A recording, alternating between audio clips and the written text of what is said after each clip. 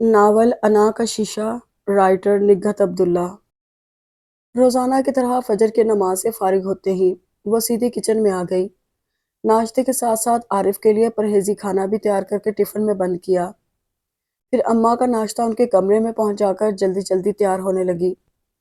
آج اسکول میں سالانہ فنکشن تھا، اس لیے اسے جلدی جانا تھا اور جلدی جلدی کرتے بھی 8 بج گئے۔ اماں، ٹفن تیار رکھا ہے، عارف سے کہیے گا مجھے آج کچھ دیر ہو جائے گی، اور ہاں میرے آنے تک آپ ہسپتال میں ہی رہیے گا۔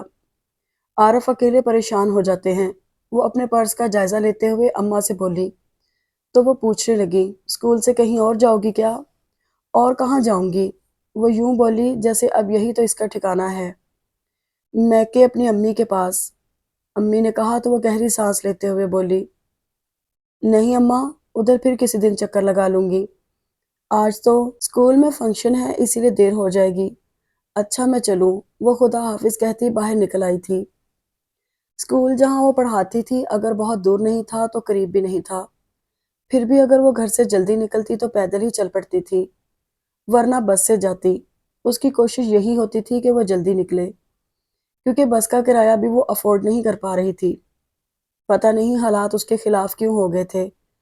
ابھی تو اس کی شادی کو 1 سال بھی پورا نہیں ہوا تھا اور وہ یوں گھن چکر بن گئی تھی۔ گو کہ جانتی تھی شادی کے بعد زندگی بہت مشکل ہو جاتی ہے، لیکن ایسا تو اس نے نہیں سوچا تھا کہ ساری مصیبتیں ایک ساتھ ٹوٹ پڑیں گی۔ اس کی شادی کے تیسرے مہینے ابو اچانک داغ مفارقت دے گئے۔ ایک تو جانے والے کا غم، دوسرے اسے ہر وقت امی، سحر اور عاصم کا خیال رہتا کہ ان کی دال روٹی کیسے چلے گی۔ عاصم ابھی چھوٹا تھا، انٹر میں پڑھ رہا تھا اور سحر گو کہ BA کر چکی تھی، لیکن شروع ہی سے بہت ڈرپوک سی تھی، اس لیے اس کا گھر سے نکل کر نوکری کرنا ممکن ہی نہ تھا۔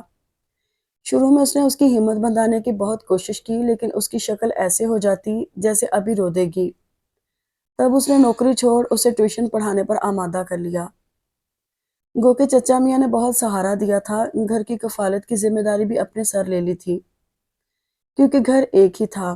اوپر چچا میاں، سدا کی بیمار چچی اور ان کی ایک ہی بیٹی نائلہ مقیم تھے، اور دونوں گھروں میں شروع سے محبت اور اتفاق تھا۔ امی ہمیشہ چچی کا خیال کرتی رہی تھی، لیکن بہرحال چچا میاں کو اتنے رئیس نہیں تھے جو وہ بالکل بے فکر ہو جاتی۔ ٹھیک ہے دال روٹی کا مسئلہ نہیں تھا، لیکن آج کے دور میں زندہ رہنے کے لیے صرف پیٹ کے لیے روٹی ہی کافی نہیں ہوتی، بنیادی ضروریات میں اور بھی بہت کچھ شامل ہے۔ اس لیے وہ چاہتی تھی کہ سحر بھی کچھ کرے تاکہ سارا بوجھ چچا میاں پر نہ پڑے، لیکن سحر کی تو باہر نکلنے کا سوچ کر ہی جان نکلتی تھی، اور اس میں اس کا قصور نہیں تھا، اس کے گھر بلکہ پورے خاندان کا ماحول ہی ایسا تھا۔ شروع سے ہر بات پر روک ٹوک ہوتی رہی تھی۔ خاندان کی زیادہ تر لڑکیاں میٹرک یا زیادہ سے زیادہ انٹر کر کے گھر بیٹھ رہی تھیں، اور وہ کیونکہ شروع سے امی اور ابو کی چہیتی تھی اور کسی بھی طرح اپنی بات منوا لیا کرتی تھی، اس لیے BA کے بعد اس نے MA بھی کر لیا تھا، جبکہ سحر BA ہی کر سکی تھی، وہ بھی اس کے کہنے پر، اور ابھی بھی اس نے بہت کہہ سن کر آخر اسے ٹیوشن پڑھانے پر آمادہ کر لیا تھا۔ اس کے بعد وہ چاہتی تھی کہ ٹیوشن دلانے میں اس کی مدد کرے، لیکن اس کے شوہر عارف کو اس کا اپنے میکے کے لیے اتنا فکر مند ہونا اچھا نہیں لگا۔ کچھ عرصہ خاموشی سے برداشت کرتا رہا، وہ بھی شاید اس لیے کہ ابو کا غم تازہ تھا، لیکن دوسرے مہینے صاف لفظوں میں ٹوک دیا سنو، تمہیں اب اس گھر کی نہیں اس گھر کی فکر کرنی چاہیے، کیونکہ تمہارا گھر یہ ہے۔ میں جانتی ہوں اور اللہ کا شکر ہے یہاں ایسا کوئی مسئلہ نہیں ہے جس کے لیے میں فکر مند ہوں، اس نے کہا تو وہ قدرے غصے سے بولا تھا، تو وہاں کی فکریں پالنے کی کیا ضرورت ہے؟ وہ تمہاری ذمہ داری نہیں ہے، اور میں پاگل ہوں جو تمہارے آرام اور خوشی کے لیے اتنی محنت کر رہا ہوں۔ میں تمہیں خوش دیکھنا چاہتا ہوں، لیکن تم دوسروں کی پریشانیاں سر پر لاد کر چہرے پر 12 بجائے رکھتی ہو۔ دوسروں کی؟ اسے بہت دکھ ہوا تھا۔ وہ کوئی دوسرے نہیں عارف، میری ماں، میری بہن، میرا بھائی، اور میں انہیں کچھ دے تو نہیں رہی۔ تو دے دو، کیا دینا چاہتی ہو؟ وہ فوراً بولا تھا، حوصلہ، اس کے علاوہ اور کچھ نہیں دے سکتی، وہ کہہ کر اس کے پاس سے ہٹ گئی تھی، کیونکہ وہ نہیں چاہتی تھی کہ اس کے منہ سے کوئی ایسی بات نکل جائے جو اسے اس کی اوقات سمجھا دے۔ وہ کیا تھا؟ ایک پرائیویٹ فرم میں سپروائزر۔ اگر گزر اوقات اچھی تھی تو اس لیے کہ گھر میں گنتی کے 3 افراد تھے، نہ کوئی پڑھنے والا نہ کوئی بیانے والا۔ اگر ایسی کوئی ذمہ داری اس پر ہوتی تب شاید اسے احساس ہوتا۔ بہرحال اس کے بعد وہ محتاط ہو گئی تھی۔ اس کے سامنے اپنے میکے کا ذکر کرنا چھوڑ دیا، لیکن خود کو اس گھر کی فکروں سے آزاد نہیں کر سکتی تھی۔ نہ ہی اس نے اپنی کوششیں ترک کی، اور ابھی وہ سحر کو 2 اور عاصم کو ایک ٹیوشن دلانے میں کامیاب ہوئی تھی کہ اسے اپنے گھر کی فکر نے گھیر لیا۔ پہلے اماں بیمار ہوئیں، پھر عارف کو یرکان ہو گیا، اور جانے خدا کو کیا منظور تھا کہ مرض بڑھتا گیا جوں جوں دوا کی۔ اماں تو ٹھیک ہو گئی تھی، لیکن عارف کا یرکان بگڑ گیا۔ گو کہ دوا دارو اور اس کی خدمت گزاری میں کوئی کسر نہیں چھوڑی تھی، پھر بھی اسے رتی برابر افاقہ نہیں ہو رہا تھا۔ مزید ستم پرائیویٹ نوکری تھی، 15 دن بعد ہی وہاں سے جواب مل گیا۔ یوں بھی فی الحال وہ جانے کے قابل نہیں تھا جو فوراً حاضری دے کر اپنی نوکری بحال کرواتا، اس لیے اسے اس کی نوکری جانے کی زیادہ فکر نہیں تھی کہ نوکری تو پھر بھی مل جائے گی، پہلے اسے صحت یاب ہونا چاہیے، اور صحت یابی کے لیے دوا اور دعا کے ساتھ جانے کتنی منتیں اس نے مان لی تھی۔ اماں الگ پریشان تھی، ان کی ساری جمع پونجی اس کے علاج پر خرچ ہو گئی تھی۔ اس کے بعد وہ بہت خاموشی سے اپنے زیور بیچنے لگی تھی، لیکن اماں کو معلوم ہو گیا اور انہوں نے عارف سے بھی کہہ دیا، تو وہ پہلے اس پر خفا ہوا، پھر اپنے آپ پر نادم ہو کر کہنے لگا، میرے کہے کی سزا تمہیں مل رہی ہے۔ میں نے تمہیں اس گھر کی فکر کرنے سے روکا تھا، اور میں خود تمہارے لیے پریشانی کا باعث بن گیا۔ شاید یہی میرا نصیب ہے، اس میں کسی کا دوش نہیں، اس نے سوچا، پھر عارف کا ہاتھ تھام کر بولی تھی، ایسا کیوں سوچتے ہیں آپ؟ یہی زندگی ہے، اور پھر تھوڑے دنوں کی بات ہے، آپ بالکل ٹھیک ہو جائیں گے۔ پتہ نہیں یار، 1 مہینے سے زیادہ ہو گیا ہے، بستر پر پڑے پڑے میں تو تھک گیا ہوں، وہ مایوسی سے بولا تھا۔ مایوس ہونے کی ضرورت نہیں ہے، کل آپ کو ہسپتال جانا ہے، اس نے ہلکے پھلکے انداز میں کہا تو وہ تردد سے پوچھنے لگا، ہسپتال کیوں؟ ڈاکٹر نے یہی کہا ہے کہ آپ کو ہسپتال میں ایڈمٹ کر دیا جائے، وہاں بہتر ٹریٹمنٹ سے آپ جلدی اچھے ہو جائیں گے۔ اس کا انداز ہنوز تھا، لیکن وہ نفی میں سر ہلاتے ہوئے بولا، نہیں کلثوم، ہسپتال کا خرچ اس کی آپ فکر نہیں کریں، ہو جائے گا سب۔ کہاں سے ہو جائے گا؟ میں جاب کر لوں گی، آخر ایم اے پاس ہوں۔ وہ خود کتنی فکر مند سہی، لیکن اسے اطمینان دلا رہی تھی۔ جاب آرام سے نہیں مل جاتی سمجھی، اور میں کوئی ہسپتال نہیں جا رہا، ٹھیک ہونا ہوگا تو یہیں ہو جاؤں گا۔ اس کے قطعیت سے کہنے پر وہ رو پڑی۔ آپ کو ٹھیک ہونا ہے عارف، میرے لیے، اماں کے لیے۔ ہو جاؤں گا بابا، ٹھیک ہو جاؤں گا، رو تو نہیں؟ وہ اس کے رونے سے پریشان ہو کر بولا، اور کل ہسپتال بھی چلنا ہے، اس نے فوراً کہا تو وہ قدرے رک کر بولا تھا، چلوں گا لیکن سول ہسپتال، اور دیکھو اس پر تم بحث مت کرنا، کیونکہ ہمارے حالات ہمیں پرائیویٹ کلینک کی اجازت نہیں دے رہے، وہاں 2 دن میں تمہارا بقیہ سارا زیور بک جائے گا، اس کے بعد بتاؤ کیا کرو گی، کس سے مانگو گی؟ اس کی نوبت نہیں آئے گی، آپ انشاءاللہ 2 دن میں ہی ٹھیک ہو جائیں گے۔ سول ہسپتال بس، اور میں کچھ نہیں سنوں گا، عارف نے کہا تو وہ خاموش ہو رہی تھی، اور پھر اگلے روز ہی عارف کو سول ہسپتال میں ایڈمٹ کرا کے وہ جاب کی تلاش میں نکل کھڑی ہوئی تھی، اور فوری طور پر اسے اسکول میں ہی جاب مل سکی تھی۔ گویا کچھ نہ ہونے سے کچھ ہونا بہتر تھا، اور اس کے ساتھ وہ دوسری جگہوں پر بھی اپلائی کر رہی تھی۔ بہرحال ان دنوں وہ بہت ٹینشن میں تھی، صبح اذان کی آواز پر اٹھتی تو پھر رات گئے کہیں جا کر اسے لیٹنا نصیب ہوتا تو وہ ایک پل میں غافل ہو جاتی تھی۔ حالانکہ کبھی کبھی اس کا دل چاہتا تھا کہ قسمت کی طرح نیند بھی اسے روٹ جائے تو وہ خوبصورت دنوں کو یاد کر کے خود کو بہلا لے، لیکن وائے ستم کہ اس کی یہ آرزو بھی پوری نہیں ہو پا رہی تھی۔ گھر، اسکول، ہسپتال، انہی تینوں کے درمیان وہ گھن چکر بنی ہوئی تھی۔ ابھی بھی اسکول پہنچنے تک وہ بس یہی سوچتی رہی تھی کہ فنکشن ختم ہوتے ہی وہ یہیں سے سیدھی ہسپتال چلی جائے گی۔ مسز عارف، آپ آج بھی لیٹ ہو گئیں، میڈم اس کی مجبوری سمجھنے کے باوجود ٹوکتی ضرور تھی۔ سوری میڈم، بس لیٹ آئی تھی، اس کے پاس ایک ہی بہانہ ہوتا تھا۔ اوکے، اب آپ فوراً اپنی کلاس کے بچوں کو ہال میں لے جائیں، میڈم نے کہا تو وہ جلدی سے رجسٹر اٹھا کر اپنی کلاس میں آ گئی، اور اٹینڈنس کے بعد بچوں کو لائن سے لیفٹ رائٹ کراتی بڑے ہال کمرے میں لے گئی، جہاں دوسری تمام کلاسز کے بچے پہلے سے موجود تھے، اور ٹیچرز بھی۔ وہ سب سے ہاتھ ملا کر مس رضوانہ کے پاس آ گئی۔ تمہارے ہسبینڈ کیسے ہیں؟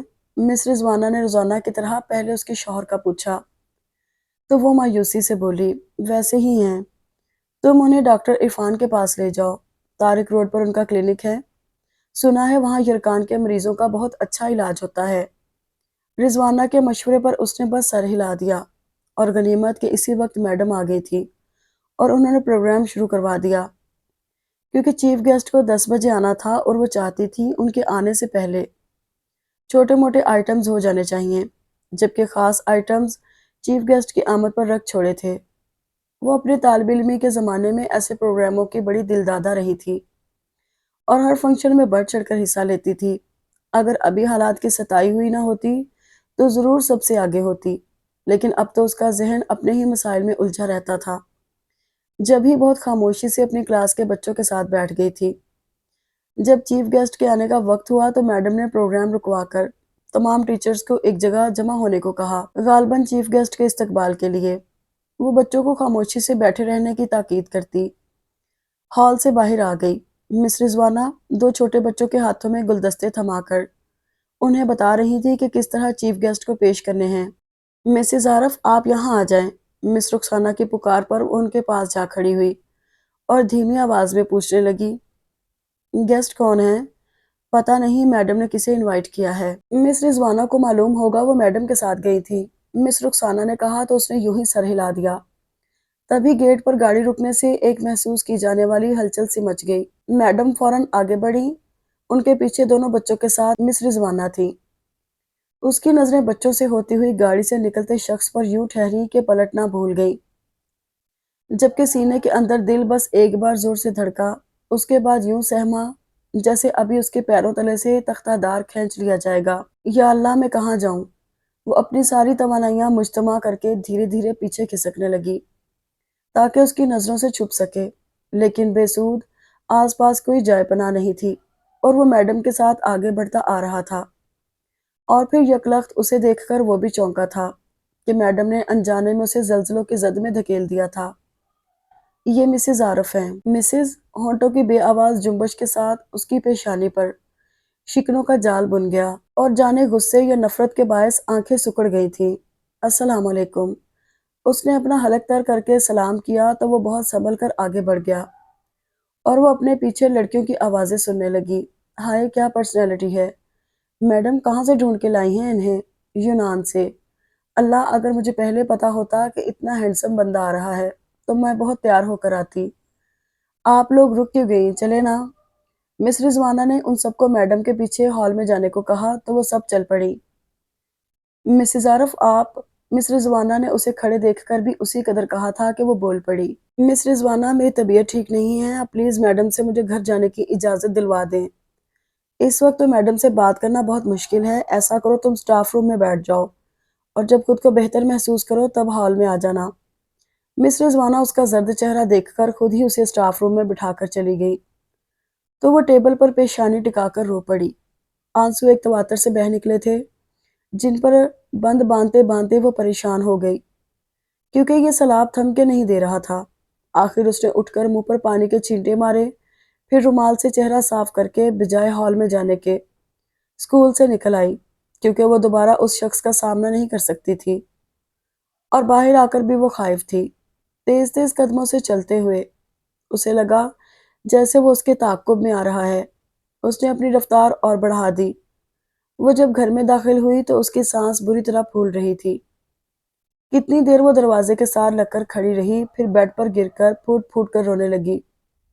کوئی چپ کرانے والا نہیں تھا۔ ایک اماں وہ اس وقت عارف کے پاس ہوتی تھی اور اچھا ہی تھا وہ موجود نہیں تھی۔ وہ اپنے رونے کا کیا سبب بتاتی؟ وہ تو خود نہیں جانتی تھی کہ وہ کیوں رو رہی ہے۔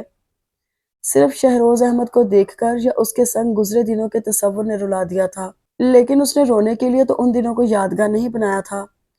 اس کا مقصد تو کچھ اور تھا، شاید خود فریبی۔ ہاں، خود فریبی۔ اس نے نائلہ سے یہی کہا تھا، میں کچھ وقت اچھا گزارنا چاہتی ہوں، جو بے فکری کے لمحات ان بڑے لوگوں کے درمیان رہ کر میسر آتے ہیں، وہ اور کہیں نہیں ملتے۔ پتہ ہے نائلہ، جب میں اپنی زندگی پر نظر ڈالوں گی تو سوچوں گی کچھ وقت بے فکری کا میں نے بھی گزارا ہے، ورنہ حقیقت میں میری زندگی میں کیا ہوگا وہی امی کی طرح کبھی چادر کو سر تک کھینچنا اور کبھی سر ڈھانپنے کے چکر میں پیروں کو ننگا کر لینا۔ اسے اپنی کہی بات یاد تھی جسے سوچتے ہوئے اس کا ذہن انہی دنوں میں بھٹکنے لگا تھا۔ ابو کوئی امیر کبیر آدمی نہیں تھے، ایک تنخواہ دار ملازم جو اپنی سفید پوشی کا بھرم بمشکل رکھ پاتے تھے، اور امی شروع ہی سے کفایت شعار تھیں۔ یہ انہی کا کمال تھا کہ بڑھتی ہوئی مہنگائی میں بھی گھر کی گاڑی اس طرح چلانے کی کوشش کرتی کہ مہینے کے آخری دنوں میں کسی سے مانگنے کی نوبت نہ آئے، اور پھر انہیں اس کا اور سحر کا بھی خیال تھا کہ وہ دونوں شادی کی عمروں کو پہنچ چکی تھی، اس لیے وہ کچھ بچت کرنے کی کوشش بھی ضرور کرتی۔ یہ الگ بات کہ وہ ان کی بچت بڑی خوبصورتی سے ہتھیا لیتی تھی۔ اسے اس بات کی مطلق پرواہ نہ تھی کہ جب اس کی شادی کا وقت آئے گا تو ابو کہاں سے پورا کریں گے۔ اسے جہاں کھانے کو اچھا چاہیے تھا وہاں پہننے کو بھی اچھا مانگتی تھی۔ امی ابو حتی الامکان اس کی ضروریات اور خواہشات پوری کرنے کی کوشش کرتے تھے۔ اس کے لیے انہیں اکثر چھوٹوں کو نظر انداز بھی کرنا پڑتا تھا۔ اس کے باوجود سب سے زیادہ حالات کا رونا وہی روتی تھی۔ اکثر کہتی، یہ بھی کوئی زندگی ہے، ایک ایک چیز کے لیے ترستے رہو۔ گھر کی حالت دیکھو تو وہی 20 سال پرانا صوفہ، پردوں پر ٹاٹ کا گمان ہوتا ہے۔ توبہ، میں تو اپنی کسی سہیلی کو گھر بھی نہیں بلا سکتی۔ کیوں؟ کیا تمہاری سہیلیاں گھر دیکھنے آئیں گی؟ سحر کو برا لگتا۔ گھر دیکھنے نہیں آئیں گی تو آنکھیں بند کر کے بھی نہیں بیٹھیں گی۔ جو چیز سامنے ہو وہ تو خود بخود نظر آ جاتی ہے۔ تم کبھی ان کے گھر جا کر دیکھو، آنکھیں پھٹی رہ جائیں گی تمہاری۔ وہ سحر کے سامنے اپنی سہیلیوں کے گھروں کا پورا نقشہ کھینچ ڈالتی، جس پر وہ ٹوک دیتی، تم نے ایسی لڑکیوں سے دوستی کیوں کی؟ کیا مطلب ہے تمہارا؟ بھئی دوستی اپنے ہی جیسوں سے اچھی لگتی ہے اور نبھ بھی جاتی ہے۔ سحر چھوٹی ہونے کے باوجود اسے سمجھاتی تھی، میں کیا کروں، وہ خود ہی میری طرف بڑھتی ہیں، اب یہ تو نہیں ہو سکتا کہ میں ان کا ہاتھ جھٹک دوں۔ تو پھر ان پر اپنی حیثیت واضح کر دیا کرو، تاکہ کبھی گھر بلانا چاہو تو حیثیت کھل جانے کی شرمندگی نہ ہو۔ کیا؟ وہ چیخ پڑتی، تمہارا مطلب ہے کہ میں انہیں بتا دوں کہ میں ایک پسماندہ علاقے میں رہتی ہوں، اور وہ بھی ایک بوسیدہ سے گھر میں جس کی ہر چیز پر 20 سال پرانی تاریخ درج ہے۔ میں تم پر سوائے افسوس کے اور کیا کر سکتی ہوں؟ سحر اسے کسی طرح قائل نہیں کر سکتی تھی، اور وہ قائل ہونا بھی نہیں چاہتی تھی۔ اس کا خیال تھا کہ اپنے جیسے لوگوں سے دوستی کر کے بندہ چاہے بھی تو حالات سے نظریں نہیں چرا سکتا۔ گھر میں آٹے دال کا بھاؤ تو دوستوں میں بھی اسی بات کا رونا، جبکہ بڑے لوگوں کی باتوں میں اسے بڑا چارم نظر آتا تھا۔ پرسوں ممی ڈیڈی پیرس جا رہے ہیں، یہ نیکلس میرے پاپا ہانگ کانگ سے لائے تھے، میں نے عرفی سے کہا ہے منگنی پر میں ڈائمنڈ رنگ لوں گی۔ یہ ساری باتیں جو اس کی سہیلیاں کرتی تھی، جہاں معمولی معمولی چیزوں کے لیے ترسنا نہ پڑے، بلکہ سب کچھ بن کہے بن چاہے مل جائے۔ لیکن ان سب باتوں کے باوجود وہ حقیقت پسند بھی تھی۔ وہ یوں کہ جانتی تھی کہ کوئی امیر کبیر بندہ اس کے گھر جانے والی تنگ سی گلی میں کبھی داخل نہیں ہوگا۔ ادھر آنے والا یقیناً اسی کے طبقے سے تعلق رکھنے والا ہوگا۔ اگر جو اسے یقین ہوتا کہ وہ مقدر کی سکندر ہے تو شاید آس کے دیے دل میں جلا رکھتی، لیکن اچھی شکل و صورت کی ہونے کے باوجود اس نے کبھی کسی خوش فہمی کو دل میں جگہ نہیں دی تھی۔ شاید اس لیے کہ جب وہ بی اے میں پڑھ رہی تھی تو اس کے لیے کافی جگہوں سے رشتے آئے تھے، اور وہ سب اس کے طبقے سے تعلق رکھتے تھے۔ اس وقت اس نے ہر رشتے سے انکار کر دیا تھا، اس لیے نہیں کہ وہ سب غریب تھے، بلکہ وہ ابھی سے آٹے دال کا بھاؤ اور مہنگائی کا بوجھ اپنے کندھوں پر نہیں لادنا چاہتی تھی۔ اس نے سوچا تھا کہ ان سب جھمیلوں میں تو زندگی گزارنی ہی ہے، پھر کیوں نہ وہ ان بے فکری کے دنوں کو طویل کر دے، اور یہ بے فکری کا احساس اسے اپنی دوستوں کے درمیان رہ کر ہی ہوتا تھا۔ کالج کی حد تک تو گنتی کی 3-4 لڑکیاں تھیں جن کی باتیں وہ گھر میں سب کے درمیان بیٹھ کر کیا کرتی تھی، لیکن یونیورسٹی میں اس کی دوستی جس سے ہوئی تھی اس کا وہ نام تک نہیں لے سکتی تھی، اور دل کی بات کہنے کے لیے کوئی ہمراز تو چاہیے تھا۔ اس کے لیے اس نے نائلہ کا انتخاب کیا جو اس کی چچا زاد تھی۔ پہلے پہل وہ بہانے بہانے سے اوپر نائلہ کے پاس جاتی تھی، لیکن جس دن چچا میاں نے اس سے نائلہ کو پڑھانے کے لیے کہا، بس اسے موقع مل گیا۔ روزانہ شام میں کتابیں بغل میں دباتی سیڑھیاں چڑھ جاتی۔ متوسط گھرانوں میں یوں بھی حد بندیاں کچھ زیادہ ہی ہوتی ہیں، خاص طور سے لڑکیوں کے لیے۔ اس کے گھر کا ماحول بھی ایسا ہی تھا، شروع سے ہر بات پر روک ٹوک ہوتی رہی تھی، پھر بھی اس نے اپنی بات منوا کر ایم اے میں ایڈمیشن لے لیا تھا، جبکہ نائلہ میٹرک کے بعد ہی گھر بیٹھ رہی تھی۔ پھر اس کے شوق کو دیکھتے ہوئے چچا امی نے اتنی اجازت دے دی کہ وہ پرائیویٹ امتحان دے سکتی ہے۔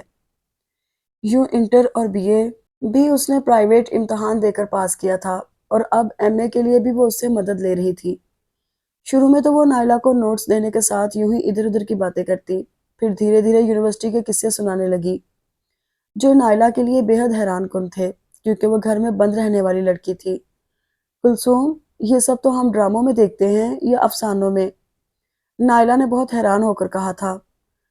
وہ اس کا اشتیاق بڑھانے کی خاطر مزید کچھ واقعے سناتی تو یوں ہی ایک دن کچھ جھجکتے ہوئے نائلہ نے اس سے پوچھا تھا، سنو، تمہاری بھی کسی سے دوستی ہے؟ وہ نائلہ کے انداز سے سمجھ گئی تھی کہ وہ کس دوستی کی بات کر رہی ہے۔ جب ہی پہلے اس سے رازداری کا وعدہ لیا پھر اسبات میں سر ہلایا تو نائلہ نے فوراً پوچھا تھا، کیا نام ہے؟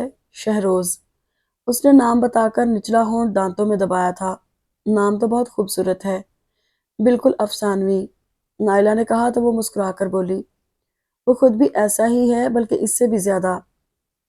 پتہ ہے وہ مجھے بھی کسی بڑے گھر کی سمجھتا ہے۔ ہیں، تم نے اسے بتایا نہیں کہ تم…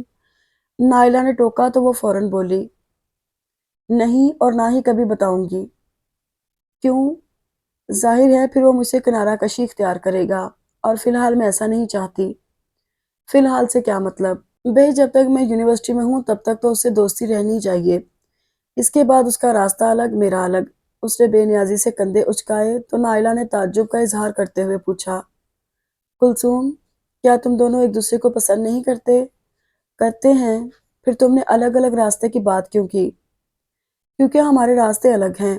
خود ہی سوچو، وہ ایک امیر زادہ ہے، مجھ جیسی غریب لڑکی سے شادی کیوں کرے گا بھلا؟ بلکہ میرا تو خیال ہے کہ جب اسے معلوم ہوگا کہ میں مڈل کلاس سے تعلق رکھنے والی عام سی لڑکی ہوں تو وہ دوستی تو دور کی بات، میرے قریب سے گزرنا بھی پسند نہیں کرے گا۔ اور میں کیونکہ کچھ وقت اچھا گزارنا چاہتی ہوں اس لیے اپنی غریبی پر پردہ ڈال کر بڑے لوگوں کے درمیان رہتی ہوں۔ وہ اپنی کمزوری بڑے آرام سے بتا رہی تھی، پھر یکلخت اس کے لہجے میں حسرت سمٹ آئی تھی۔ پتہ ہے نائلہ، کبھی کبھی میرا دل چاہتا ہے کہ میں ایک دم سے بہت بڑی آدمی بن جاؤں، بہت امیر، اور یہ بڑا بننے کی خواہش اب سے نہیں بہت پہلے سے میرے اندر ہمکتی ہے۔ اس وقت جب میں اسکول میں پڑھتی تھی، شاید ہیرا کو دیکھ کر میں اس جیسی ہونا چاہتی تھی۔ تمہیں یاد ہے ہماری کلاس میں ہیرا پڑھتی تھی، کیسے لمبی سی گاڑی میں اور کس شان سے آتی تھی کہ لڑکیاں تو لڑکیاں ٹیچرز بھی اس سے مرعوب نظر آتی تھی۔ میں نے کئی بار اسے بات کرنے کی کوشش کی تھی لیکن اس کی ادا ہی نرالی تھی، اپنے سے کم حیثیت کی لڑکیوں کی طرف تو دیکھنا بھی پسند نہیں کرتی تھی، اور وہ جتنی ہم سے دور ہوتی میں اسی قدر اس کی طرف متوجہ ہوتی تھی۔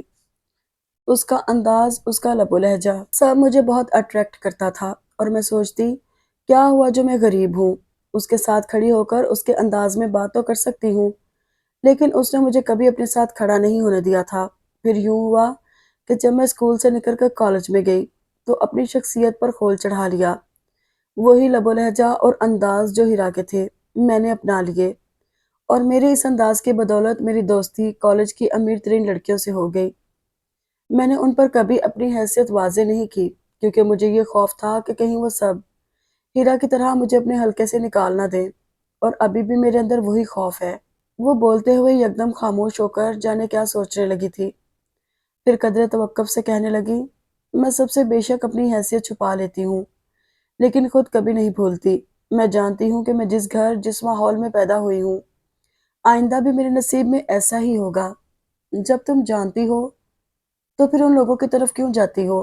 نائلہ جو بہت خاموشی سے اسے سن رہی تھی ٹوکے بغیر نہیں رہ سکی، تو وہ گہری سانس کھینچ کر بولی، اس لیے کہ میں کچھ وقت اچھا گزارنا چاہتی ہوں۔ اس نے اتنے آرام سے کہا کہ نائلہ اسے دیکھتی رہ گئی تھی۔ شہروز کے اشارے پر وہ ایکسکیوز می کہتی ہوئی سب لڑکیوں کے درمیان سے نکل کر اس کے پاس گئی تو وہ کہنے لگا، فری ہو تو چلو کینٹین چلتے ہیں۔ کینٹین؟ نہیں، کسی چیز کا موڈ نہیں ہے، وہ ناک سکوڑ کر بولی تھی، صرف چائے پی لیں گے۔ چلو اگر تمہارا چائے پینے کا موڈ ہے تو کیا بات ہے، اتنی بیزار سی کیوں ہو؟ وہ چلتے چلتے رک کر اسے دیکھنے لگا تو اس نے یوں ہی کہہ دیا، بس کچھ طبیعت ٹھیک نہیں ہے۔ اے طبیعت ٹھیک رکھو، آج شام تمہیں میرے گھر آنا ہے، شہروز نے کہا تو وہ قدرے بوکھلا گئی تھی۔ تمہارے گھر؟ کس خوشی میں؟ آج میری برتھ ڈے ہے، یہ رہا تمہارا کارڈ۔ شہروز نے ڈائری میں سے کارڈ نکال کر اس کی طرف بڑھایا تو وہ کچھ گمسم سی ہو گئی تھی۔ کیا ہوا سومی، کیا طبیعت زیادہ خراب ہے؟ اس نے پوچھا تو وہ چونک کر بولی، نہیں نہیں چلو، میرا مطلب ہے ہم کینٹین جا رہے تھے۔ ہاں چلو، باقی باتیں وہی ہوں گی۔ پھر چائے کے دوران وہ مسلسل اصرار کرتا رہا کہ وہ اس کی برتھ ڈے میں ضرور آئے گی، اور وہ اسی حساب سے بہانے بنا رہی تھی۔ لیکن جب وہ کچھ بھی سننے پر تیار نہیں ہوا تب اسے حامی بننی پڑی۔ آؤں گی بابا آؤں گی، تمہاری برتھ ڈے بھلا میں مس کر سکتی ہوں؟ یہ ہوئی نا بات۔ وہ خوش ہو گیا، پھر کہنے لگا، پتہ ہے ممی کو تم سے ملنے کا بہت اشتیاق ہے۔ مجھ سے؟ وہ چونکی۔ تم نے اپنی ممی کو میرے بارے میں کیا بتایا ہے؟ کیا کہنا چاہیے تھا مجھے؟ وہ الٹا اسی سے پوچھنے لگا، تو وہ قصدن لاپرواہی سے بولی، یہی کہ میں تمہاری دوست ہوں۔ صرف دوست؟ جانے کیا تھا اس کے لہجے میں کہ وہ نظریں جھکا کر میز کی سطح پر آڑی ترچھی لکیریں کھینچنے لگی۔ تو وہ کچھ دیر اس کی جھکی پلکوں کو دیکھتا رہا، پھر آہستہ سے اس کے ہاتھ پر اپنا ہاتھ رکھتے ہوئے بولا، تم ممی سے پوچھ لینا کہ میں نے تمہارے بارے میں کیا کہا ہے۔ اچھا؟ وہ خواہ مخواہ ہنسی، پھر فوراً کھڑی ہو گئی۔ کیا ہوا؟ وہ سوالیہ نظروں سے دیکھنے لگا تھا۔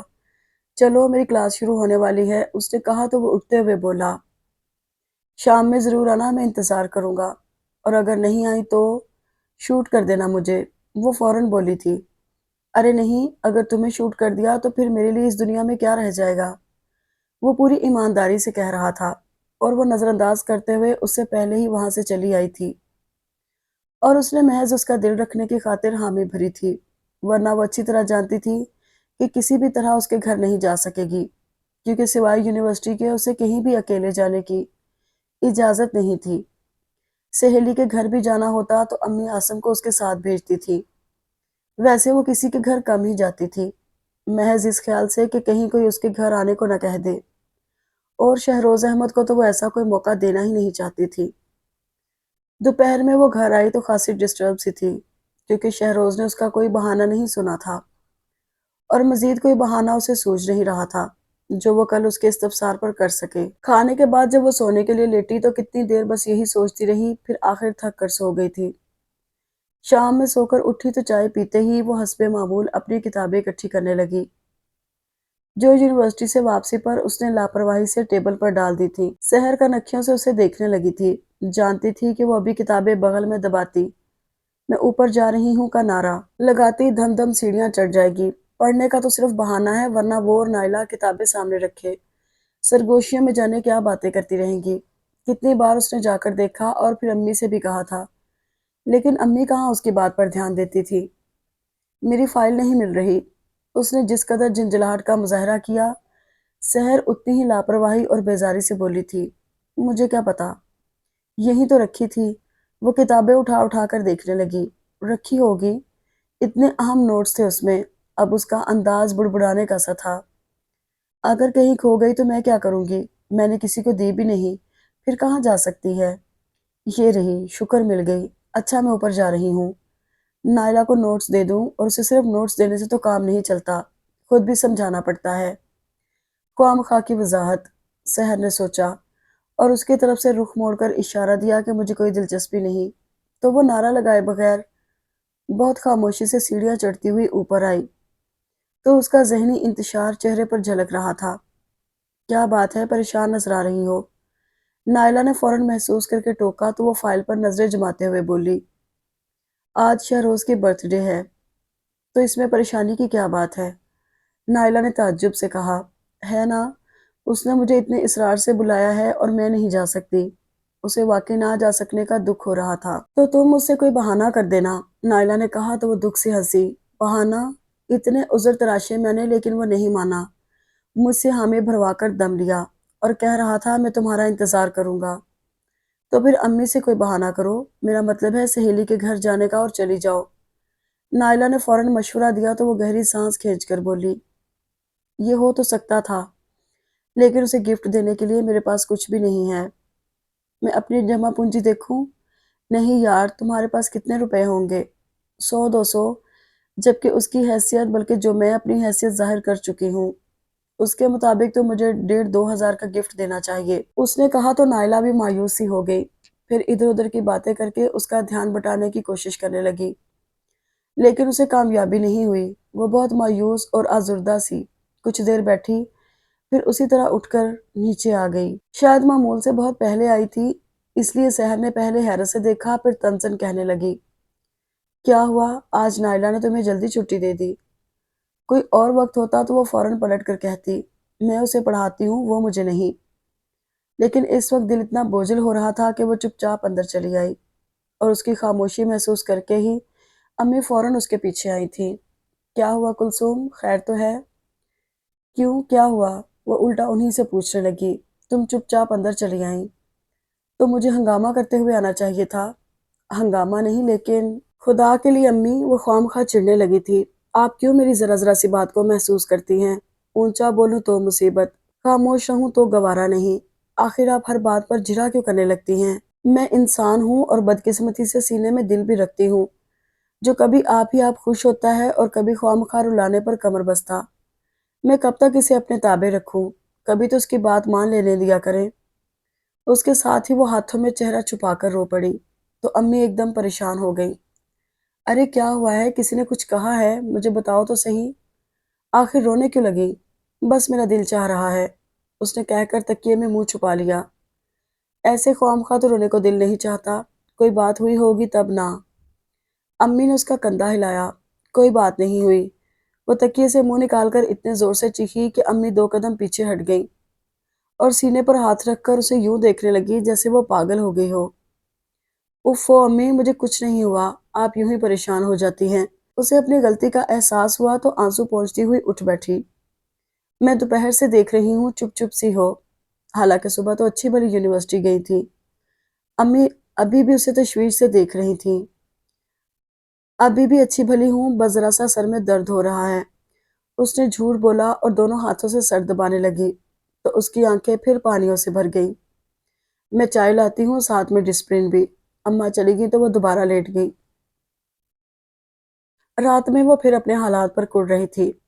یہ بھی کوئی زندگی ہے؟ ہم اپنی مرضی سے جی نہیں سکتے، پتہ نہیں لوگ اتنے اطمینان سے کیسے رہتے ہیں۔ میں تو خوبصورت خواب بھی نہیں سجا سکتی۔ یوں ہی حالات پر کڑتے اور شکوہ کرتے وہ نیند کی آغوش میں جا سوئی تھی۔ صبح اٹھی تو سر بہت بھاری ہو رہا تھا، اٹھنے کی کوشش کی لیکن ہمت نہیں ہوئی، تو کروٹ بدل کر دوبارہ سو گئی۔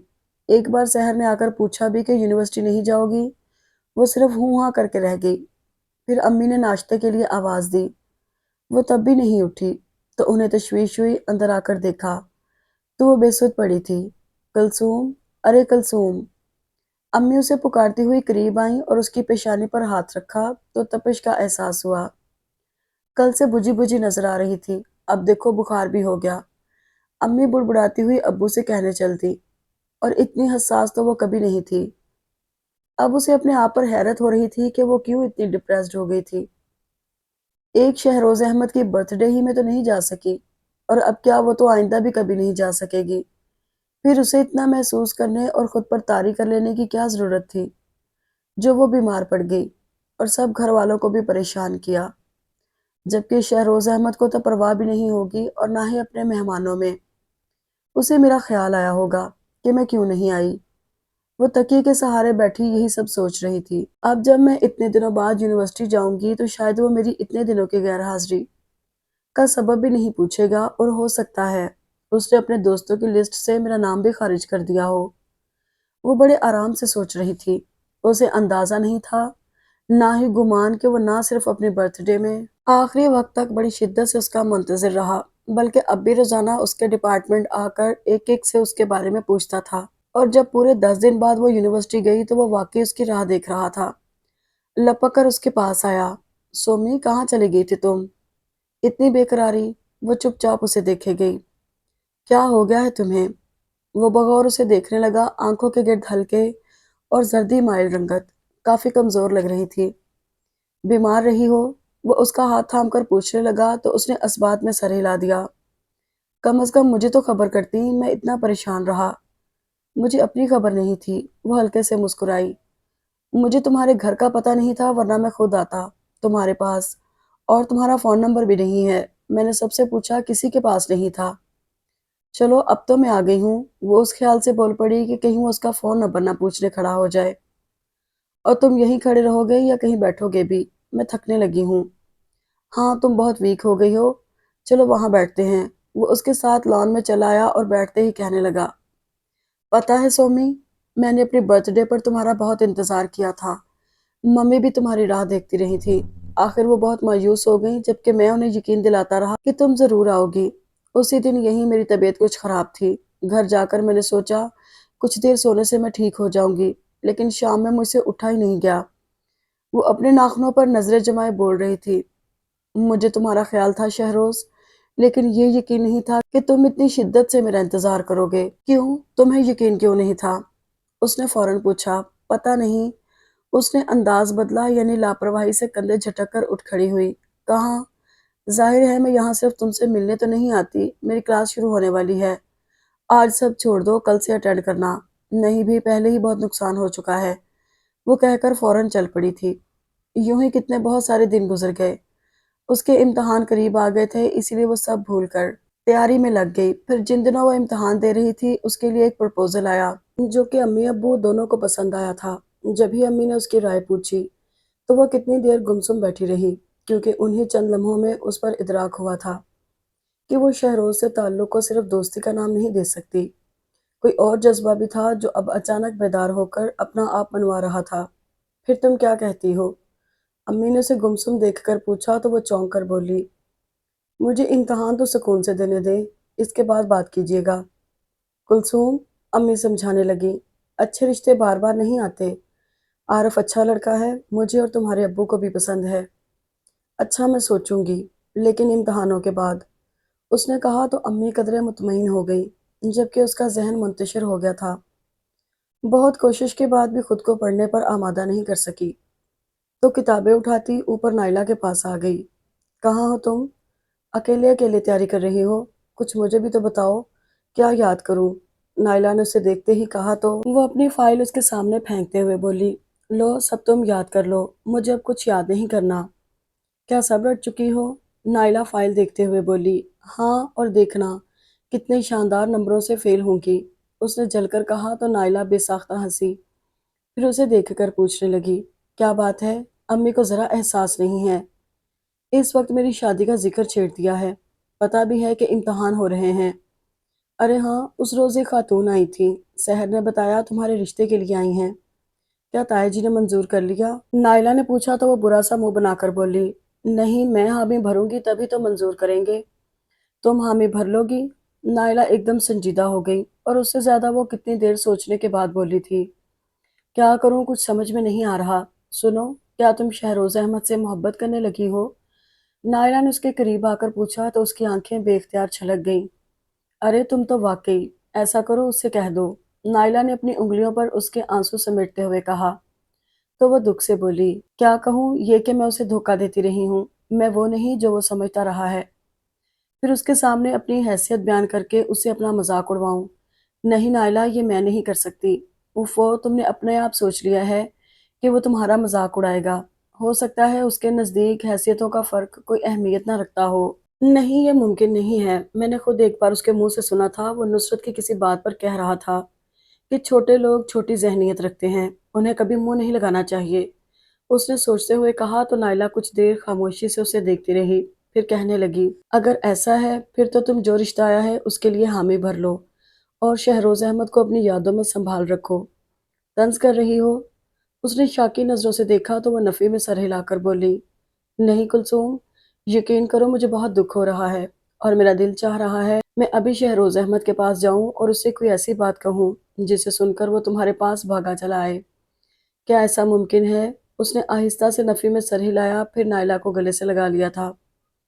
وہ آخری پیپر دے کر نکلی تو شہروز احمد کو گاڑی سمیت موجود دیکھ کر پریشان تو ہوئی، لیکن بظاہر بہت انجان بن کر پوچھنے لگی، تم کیسے آئے؟ تمہیں دیکھنے اور یہ پوچھنے کہ اب کہاں ملو گی؟ شہروز نے مسکرا کر کہا تو وہ جیسے سمجھ کر بھی نہیں سمجھی۔ کیا مطلب؟ بھئی یونیورسٹی تو بند ہو رہی ہے، اور میں 2 دن تمہیں نہ دیکھوں تو میرا دل بند ہونے لگتا ہے، اس لیے جلدی طے کرو کہاں ملنا ہے۔ اس نے کہا تو وہ فوراً بولی، کہیں نہیں۔ کیا مطلب؟ مطلب یہ کہ میں اپنے ڈیڈی کے ساتھ لندن جا رہی ہوں، وہ پہلے سے سوچی ہوئی بات آرام سے کہہ گئی۔ کب؟ پرسوں۔ واپسی کب ہوگی؟ وہ بے قراری سے پوچھ رہا تھا، کچھ کہہ نہیں سکتی۔ اس نے قدرے لاپرواہی سے کہا تو وہ کچھ دیر اسے دیکھتا رہا، پھر بڑے مان سے بولا، سنو، اپنا پروگرام ملتوی کر دو، میری خاطر۔ اس کے اندر آزردگی کے بادل سمٹ آئے۔ دل چاہا اس کا ہاتھ تھام کر کہہ دے، جاؤ تمہاری خاطر نہیں جاتی، لیکن وہ دل کی بات نہیں مان سکتی تھی۔ جب ہی اپنی آواز پر قابو پا کر بولی، سوری شہروز، میں اپنا پروگرام ملتوی نہیں کر سکتی۔ کیوں؟ وہ بجھ گیا تھا۔ وہ اصل میں ڈیڈی تو بہت پہلے جانا چاہ رہے تھے، لیکن میں نے انہیں روک لیا تھا کہ میری امتحان ہو جائیں تو میں بھی ساتھ چلوں گی۔ اب اگر میں جانے سے انکار کروں گی تو ڈیڈی خفا ہوں گے۔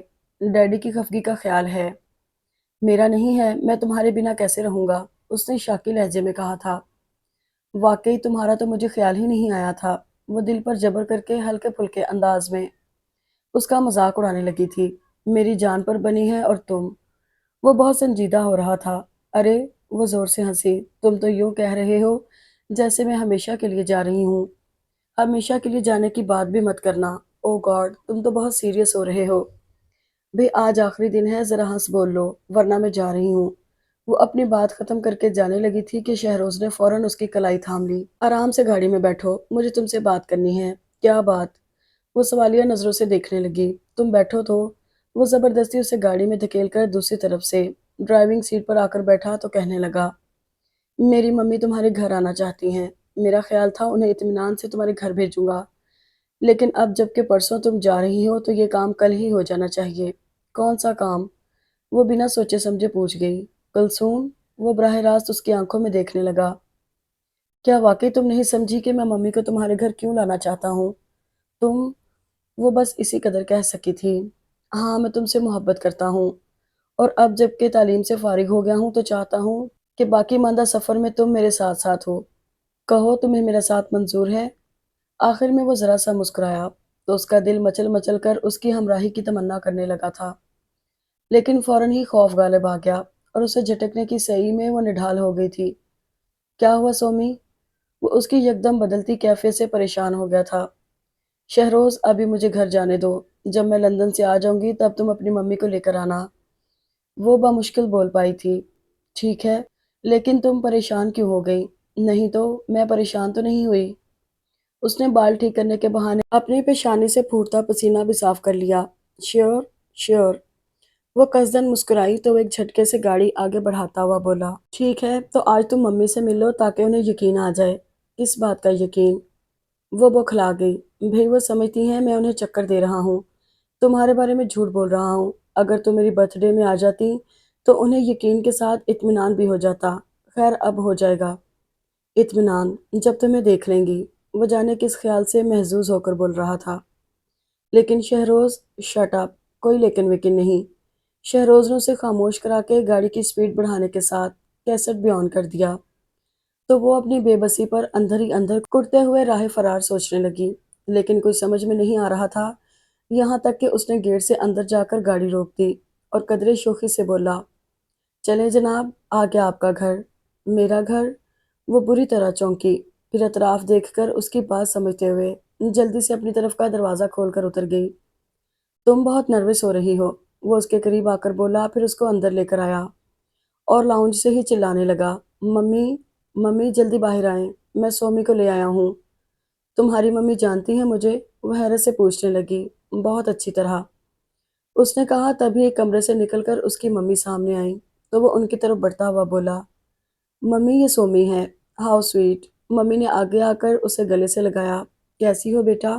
جی، وہ حقیقتاً بہت پریشان ہو رہی تھی۔ پیپر کیسے ہوئے تمہارے؟ شہروز بتا رہا تھا آج تمہارا آخری پیپر تھا۔ جی گڈ، اب تم آرام سے بیٹھ سکتی ہو۔ شہروز، رفیق سے کہو کھانا لگا دے، انہوں نے کہا تو وہ گھبرا کر بولی، جی نہیں شکریہ، مجھے بھی بھوک نہیں ہے، اور کھانا تو میں گھر جا کر ہی کھاؤں گی، اسے بھی اپنا گھر سمجھو۔ جی لیکن میں پھر آؤں گی، ابھی مجھے اجازت دیجیے، اس نے کہا تو شہروز قدرے خفگی سے بولا، کیا جلدی ہے تمہیں؟ امتحان تو ختم ہو گئے اور تمہاری لندن کی فلائٹ پرسوں ہے، آج نہیں جو مس ہو جائے گی۔ تم لندن جا رہی ہو؟ ممی نے پوچھا تو وہ جزبز سی ہو کر بولی، جی ڈیڈی کے ساتھ جا رہی ہوں۔ اچھی بات ہے، واپسی کب ہوگی؟ 2-3 مہینے لگیں گے، مجھے تیاری بھی کرنی ہے، اس لیے اب میں چلوں گی، وہ کہتی ہوئی اٹھ کھڑی ہوئی۔ اچھا ٹھیک ہے، میں تمہیں زیادہ دیر نہیں روکوں گی۔ شہروز، تم اسے اپنا کمرہ دکھاؤ، میں چائے بھجواتی ہوں، ممی نے کہا تو شہروز اسے چلنے کا اشارہ کرتا ہوا اپنے کمرے کی طرف چل پڑا۔ یا اللہ، میں کیا کروں؟ वो इंतहाई बेबसी बहुत सुस्त रवि से उसके पीछे लाउंज से निकलकर राहदारी में आई थी कि उसकी मम्मी की आवाज़ आई थी। शहरोज़, तुम्हारा फ़ोन है। 1 मिनट यहीं रुको, मैं अभी आता हूँ। वो वापस लाउंज में चला गया तो उसने यूं ही राहदारी के आखिरी सिरे तक देखा, फिर पलटकर दूसरी तरफ नजर डाली तो सामने दरवाजा खुला था, जिसके आगे बरामदा, लॉन और एक तरफ छोटा गेट देखकर उसने बस एक पल सोचा था। उसके बाद जैसे उसमें बरकी रो दौड़ गई थी। 1 मिनट से भी कम वक्त में उसने ये फासला तय करके गेट पार कर लिया था। इस वक्त उसे एक बार भी ये ख्याल नहीं आया कि इसके इस तरह चले जाने से शहरोज और उसकी मम्मी क्या सोचेंगी, क्या समझेंगी। उसे सिर्फ अपना भरम कायम रखने की फिक्र थी। गो के उसे फौरन वैन मिल गई थी, फिर भी जब वो घर में दाखिल हुई तो उसकी सांसें यूं फूल रही थी जैसे मीलों पैदल चलती आई हो। कहाँ रह गई थी तुम्हारे साथ की नायला, कब की आ चुकी? अम्मी ने उसे देखते ही टोका, लेकिन उसने फौरन जवाब नहीं दिया। पहले अपना बैग उतार कर रखा, फिर पानी ले आई और 2 घूंट हलक से उतारने के बाद बोली, आज आखिरी दिन था, मुझे अपनी सहेलियों को ढूंढने और मिलने में देर हो गई तो नायला को भी साथ ले लेती। वो मुझे मिली ही नहीं। कैसा हुआ है उसका पेपर? आपको क्या पता होगा, मैं उसी से पूछती हूँ। वो इसी बहाने फौरन सीढ़ियाँ चढ़ाई थी, लेकिन आगे नायला सो रही थी। वो चच्ची को सलाम करके उन्हीं के पास बैठ गई। कैसी तबीयत है चच्ची जान? शुक्र है अल्लाह का, जिस हाल में रखे। वो अपनी सेहत की तरफ से मायूस अब यही जवाब देती थी। अरे चच्ची जान, अभी तो आपको नायला की शादी करनी है और उसके बच्चे भी खिलाने हैं। ये नायला सो क्यों रही है? उसे इस वक्त नायला का सोना बुरी तरह खल रहा था। बस पर्चा देकर आई तो सो गई, खाना भी नहीं खाया। खाना तो मैंने भी नहीं खाया, मैं उठाती हूँ उसे। उसने खाने के बहाने नायला को झंझोड़ कर उठा दिया। चलो उठो, खाना खाकर सोना। उफ़ो, एक वक्त नहीं खाऊंगी तो मर नहीं जाऊंगी, और ये तुम्हें मेरे खाने की फिक्र कब से हो गई? नायला बुरी तरह झिंझला रही थी और चाहती थी दोबारा सो जाए, लेकिन वो जबरदस्ती उसका हाथ पकड़कर खींचते हुए किचन में ले आई और पीढ़ी पर बिठाते हुए बोली, बैठो यहाँ और सुनो आज मेरे साथ क्या हुआ। क्या हुआ? नायला ने बेजारी से पूछा था। शहरोज मुझे अपने घर ले गया था, उसने कहा, और इस बार नायला उछल पड़ी। हाय सच? कैसा है उसका घर और घर वाले? बहुत शानदार, और उसकी मम्मी भी बहुत अच्छी हैं, लेकिन मैं तो उन जैसी नहीं हूं ना, इसलिए मैं वहां से भाग आई। वो बताते हुए एकदम रो पड़ी। मैं बहुत बुरी हूँ, मुझे ये सब नहीं करना चाहिए था, लेकिन और कोई रास्ता भी तो नहीं था। क्या कह रही हो तुम? मेरी कुछ समझ में नहीं आ रहा। नायला ने दुपट्टे के पल्लू से उसके आंसू साफ किए, फिर गिलास में पानी लेकर उसके होंठों से लगाते हुए बोली, पानी पियो, फिर आराम से बताओ क्या हुआ है।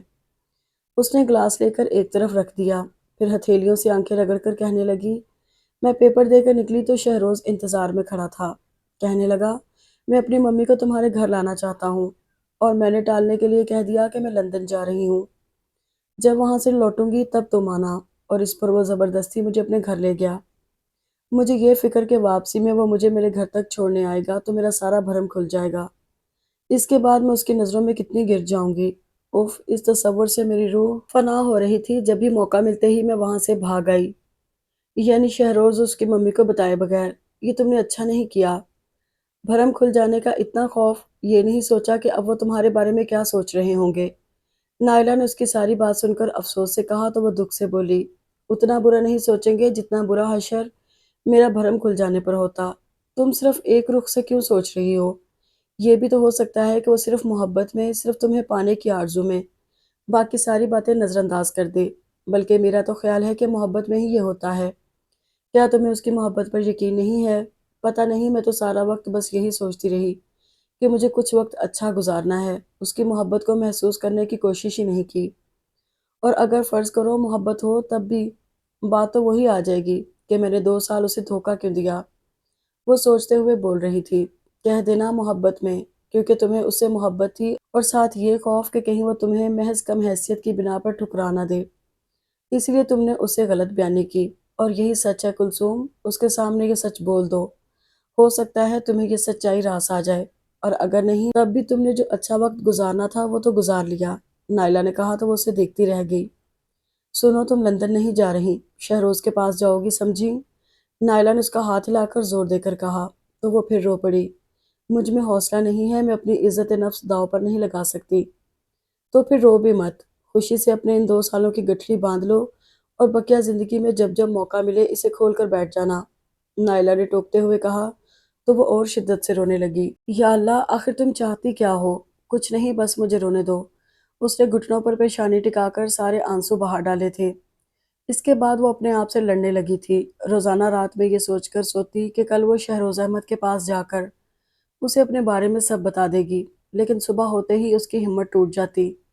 یوں ہی کتنے دن گزر گئے اور عارف کی اماں ہر روز آنے لگی تھی، جس سے وہ مزید پریشان ہو گئی، کیونکہ وہ جانتی تھی کہ وہ بغیر کسی جواز کے اس رشتے سے انکار نہیں کر سکتی، اور جواز کے لیے آخر اس نے ہمت باندھ ہی لی۔ امی، مجھے سہیلی کے ہاں جانا ہے۔ کس کے ساتھ جاؤ گی؟ عاصم تو ہے نہیں، صبح کہتی تو میں اسے روک لیتی۔ امی نے کہا تو وہ چڑھ کر بولی تھی، ساری زندگی مجھے عاصم کے سہارے نہیں چلنا، میں خود جا سکتی ہوں، آخر یونیورسٹی بھی تو جاتی تھی۔ ہاں، لیکن تمہارے ابو کو سہیلیوں کے ہاں آنا جانا پسند نہیں ہے۔ ابو کو بتانے کی کیا ضرورت ہے، میں بس تھوڑی دیر میں آ جاؤں گی۔ وہ جب ہر دو صورتوں کا سامنا کرنے کے لیے خود کو تیار کر چکی تھی تو پھر امی کے روکنے سے بھی نہیں رکی اور اسی وقت گھر سے نکل آئی تھی۔ شہروز احمد کا گھر ڈھونڈنے میں اسے کچھ دقت تو ہوئی، پھر بھی وہ پہنچ گئی تھی، اور اپنے تمام حواس مجتمع کرنے کے بعد اس نے بیل کا بٹن پش کیا تو چند لمحوں بعد گیٹ کے اوپر چوکیدار کا چہرہ نمودار ہوا۔ کیا بات ہے؟ وہ مجھے شہروز صاحب سے ملنا ہے، اس نے کہا تو چوکیدار نے وہیں سے جواب دیا، وہ نہیں ہیں۔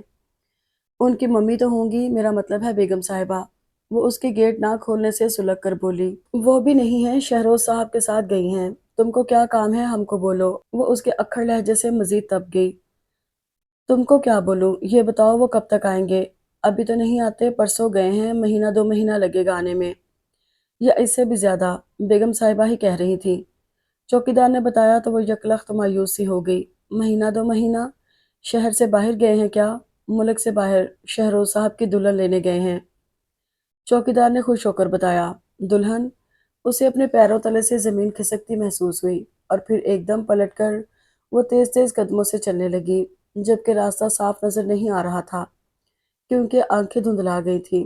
گھر آتے ہی وہ پہلے واش روم میں بند ہوئی، پھر امی سے طبیعت کی خرابی کا کہہ کر سر تک چادر اوڑھ کر لیٹ گئی، اور کتنی دیر خود کو تسلی دلاسی دینے کے بعد اس نے سوچا، اچھا ہوا شہروز نہیں ملا، ورنہ کتنی رسوائی ہوتی۔ اور میں ٹھیک تو سمجھتی تھی کہ یہ بڑے لوگ ایسے ہی ہوتے ہیں، دوستی کسی سے تو شادی کسی سے، یہ محبت نہیں کرتے۔ جبھی تو شہروز اتنے آرام سے باہر چلا گیا، وہاں ہوگی کوئی اس کی چچا زاد ماموں زاد، جس کی ہم سفری میں اسے کبھی میرا خیال بھی نہیں آئے گا، اور میں۔ اسے لگا جیسے وہ اپنا سب کچھ ہار گئی ہے، اور ہارنے کا دکھ کم نہیں ہوتا۔ وہ بہت روئی تھی، اور آج اتنے عرصے بعد شہروز کو دیکھ کر بھی وہ رو رہی تھی۔ پتہ نہیں اس نے کیسے سوچ لیا تھا کہ زندگی کے مسائل سے لڑتے ہوئے جب وہ اس کے سنگ گزرے دنوں کو یاد کرے گی تو کچھ دیر کو خوش ہو لے گی۔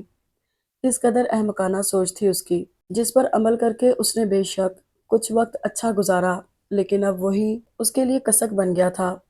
شام ڈھل رہی تھی جب دروازہ بجنے کی آواز پر وہ اٹھی تو اس کے سر میں درد کی ٹیسیں اٹھنے لگیں، اور شدت گریہ کے باعث آنکھیں کھل کے نہیں دے رہی تھیں۔ بمشکل خود کو گھسیٹتے ہوئے وہ دروازے تک آئی اور کھولتے ہی وہیں بیٹھ گئی۔ ہائے، تمہیں کیا ہوا؟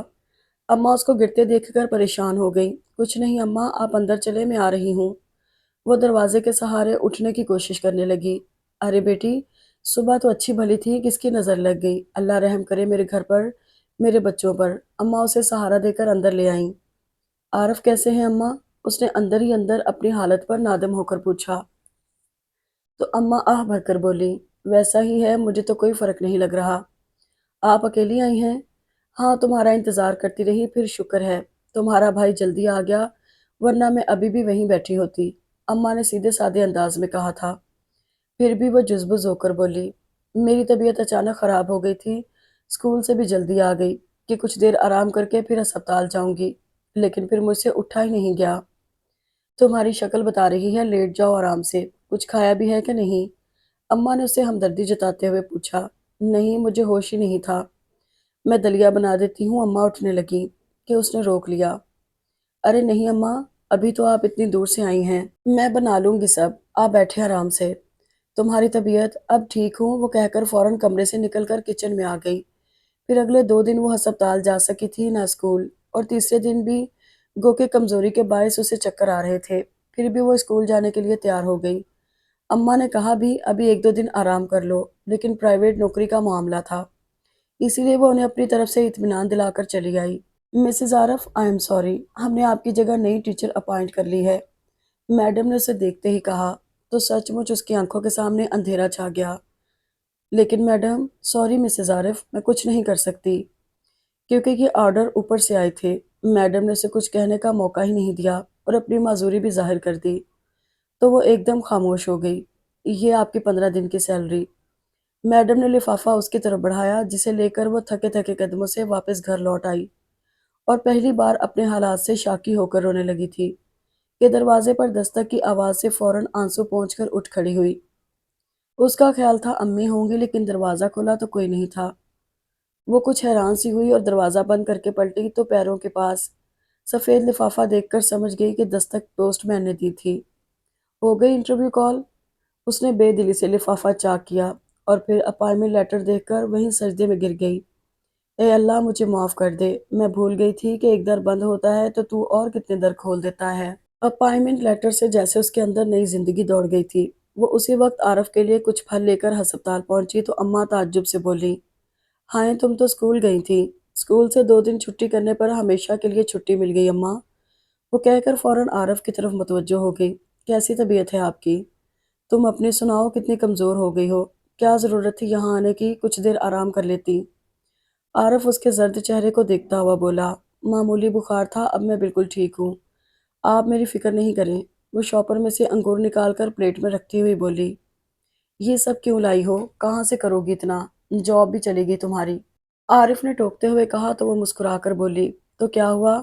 اس سے اچھی جاب مل گئی ہے، یہ دیکھیں اپائنٹمنٹ لیٹر۔ اس نے پرس سے نکال کر لیٹر دکھایا تو وہ گہری سانس کھینچ کر بولا، یہ تو فل ٹائم جاب ہے۔ ہاں، سیلری بھی اچھی ہے، کل سے جانا ہے مجھے، اور یہاں سے آفس قریب بھی ہے، میں واپسی میں آپ کے پاس ہو لیا کروں گی۔ میں تو کہتا ہوں مجھے گھر لے چلو، خواہ مخواہ تم اور اماں بھی پریشان ہو رہی ہیں۔ کیوں اماں؟ عارف نے کہہ کر اماں سے تصدیق چاہی۔ ہاں، یہاں سے اچھے تو تم گھر میں تھے، اماں نے کہا تو وہ کچھ دیر سوچنے کے بعد بولی، میں ڈاکٹر سے معلوم کرتی ہوں، دیکھیں وہ کیا کہتے ہیں۔ کچھ بھی کہیں، میں بس گھر جاؤں گا، عارف نے ضدی لہجے میں کہا تو وہ یوں ہی سر ہلاتے ہوئے وارڈ سے نکل آئی۔ ڈاکٹر منصور اپنے کمرے میں کسی مریض کو دیکھ رہے تھے۔ وہ ایک طرف بیٹھ کر ان کے فارغ ہونے کا انتظار کرتے ہوئے اپنی نئی جاب کے بارے میں سوچنے لگی تھی۔ اتنی دیر بعد ڈاکٹر نے خود ہی اسے متوجہ کیا تو وہ چونک کر اٹھی اور ان کی ٹیبل کے قریب جا کر بولی، ڈاکٹر صاحب، میرے ہسبینڈ عارف، ان کی کیا رپورٹ ہے؟ عارف، ڈاکٹر نے اسے بیٹھنے کا اشارہ کیا، پھر ایک فائل دیکھنے کے بعد کہنے لگے، بی بی، آپ کے میاں کو کڈنی پرابلم بھی ہے، ایک گردہ بالکل خراب ہو گیا ہے، آپریشن کرنا پڑے گا۔ جی، یہ کب سے ہے؟ وہ ایک دم پریشان ہو گئی تھی۔ میرا مطلب ہے کڈنی پرابلم کافی پرانا مرض لگتا ہے، یہ رپورٹس دیکھیں۔ ڈاکٹر نے فائل اس کے سامنے رکھ دی، جس پر اس نے بس سرسری سی نظر ڈالی، پھر پوچھنے لگی، آپریشن کب ہے؟ ابھی تو وہ اس قابل نہیں ہے، اب کہیں جا کر تو ان کا خون گاڑھا ہونا شروع ہوا ہے۔ ویسے میرا مشورہ یہ ہے کہ آپ انہیں کسی اچھے ہسپتال لے جائیں، کیونکہ یہاں اکثر ادویات وقت پر میسر نہیں ہوتی۔ باقی ہسپتال کی حالت آپ دیکھ ہی رہی ہیں۔ ڈاکٹر منصور اپنے طور پر اسے خاصا مخلصانہ مشورہ دے رہے تھے۔ اس کا دل چاہا کہہ دے کہ اگر وہ افورڈ کر سکتی تو یہاں آتی ہی کیوں، لیکن دل پر جبر کر کے سنتی رہی۔ آخر میں اسی قدر بولی تھی، جی میں کوشش کروں گی۔ اوکے، اس کے لیے آپ مجھ سے رابطہ کیجیے گا، میں آپ کو کلینک بتاؤں گا۔ ڈاکٹر نے کہا تو وہ سمجھ گئی کہ جو کام وہ یہاں نہیں کرنا چاہتے وہ اپنے کلینک میں کریں گے، تاکہ اچھی خاصی فیس وصول کر سکیں۔ اوکے ڈاکٹر، میں پھر حاضر ہوں گی، وہ کہہ کر وہاں سے چلی آئی۔ کچھ دیر راہداری میں رک کر اس نے خود پر قابو پایا، پھر عارف کے پاس آ کر بولی، ڈاکٹر ابھی چھٹی نہیں دے رہے، کہہ رہے ہیں اب کہیں جا کر تو آپ کا خون گاڑھا ہونا شروع ہوا ہے اور اس میں کچھ دن لگیں گے۔ میں بہت تھک گیا ہوں یار، عارف نے بیزاری سے کہا، بس کچھ دنوں کی بات ہے، وہ کہہ کر اماں کی طرف متوجہ ہو گئی۔ اماں، آپ گھر چلی جائیں، کل سے پھر آپ کو سارا دن کے لیے یہی رکنا پڑے گا۔ نہیں، کوئی ضرورت نہیں ہے اماں کو تکانے کی، عارف بول پڑا، جب تمہارا آفس یہاں سے قریب ہے تو پھر صبح شام تم ہی آ جانا، اور سارا دن آپ کیا کریں گے؟ دن میں کوئی پرابلم نہیں ہوتی؟ پوچھو اماں سے، ایسے ہی بیکار بیٹھی رہتی ہیں، بلکہ پریشان ہوتی ہیں مریضوں کو دیکھ دیکھ کر، اور ابھی تم بھی ان کے ساتھ گھر جا کر آرام کرو، تاکہ کل جاب پر فریش جا سکو۔ ایسی بیمار شکل لے کر جاؤ گی تو اگلے دن جواب مل جائے گا۔ عارف کو بیماری نے چڑچڑا بنا دیا تھا اور وہ سمجھ رہی تھی، جب ہی اس سے زیادہ بحث نہیں کی، اور کچھ دیر رک کر اماں کے ساتھ ہسپتال سے نکلی۔ تو ایک دم امی کے ہاں جانے کا سوچ کر اس نے اماں کو گھر بھیج دیا اور خود امی کے ہاں چلی آئی۔ کیسے آ گئی تم؟ عارف کیسا ہے؟ امی نے اسے گلے لگاتے ہوئے پوچھا تو وہ بہت ضبط سے بولی، ٹھیک ہے، آپ سنائیں، اس روز کے بعد سے پھر آپ آئی ہی نہیں۔ بس بیٹا کیا بتاؤں، ادھر تمہاری چچی کی حالت خراب رہی اور نائلہ کی ایک جگہ بات چل رہی ہے، تو ادھر مجھے ہی آنا جانا ہوتا ہے، پھر گھر کے کام۔ امی بولتے بولتے ایک دم خاموش ہوئی، پھر پوچھنے لگی، تمہیں کیا ہوا ہے؟ کمزور لگ رہی ہو، 2 دن بخار رہا۔ اب ٹھیک ہوں۔ سحر کہاں ہے؟ وہ اپنی طرف سے انہیں مزید تشویش میں مبتلا نہیں کرنا چاہتی تھی، جب بھی فوراً بات بدل گئی۔ کچن میں ہوگی سحر، امی نے بتا کر سحر کو پکارا تو وہ فوراً ہی آ گئی۔ جی امی، ارے کلثوم تم کب آئیں؟ ابھی۔ وہ سحر کے گلے لگتے ہوئے بولی، کیسی ہو؟ ٹھیک ہوں، اور پتہ ہے ابھی میں تمہیں ہی یاد کر رہی تھی۔ سحر نے کہا تو وہ قدرے خفگی سے بولی، بس یاد ہی کیا کرو، آنا مت کبھی۔ کب آؤں؟ دن میں تم اسکول میں ہوتی ہو اور شام میں میرے پاس بچے پڑھنے آ جاتے ہیں۔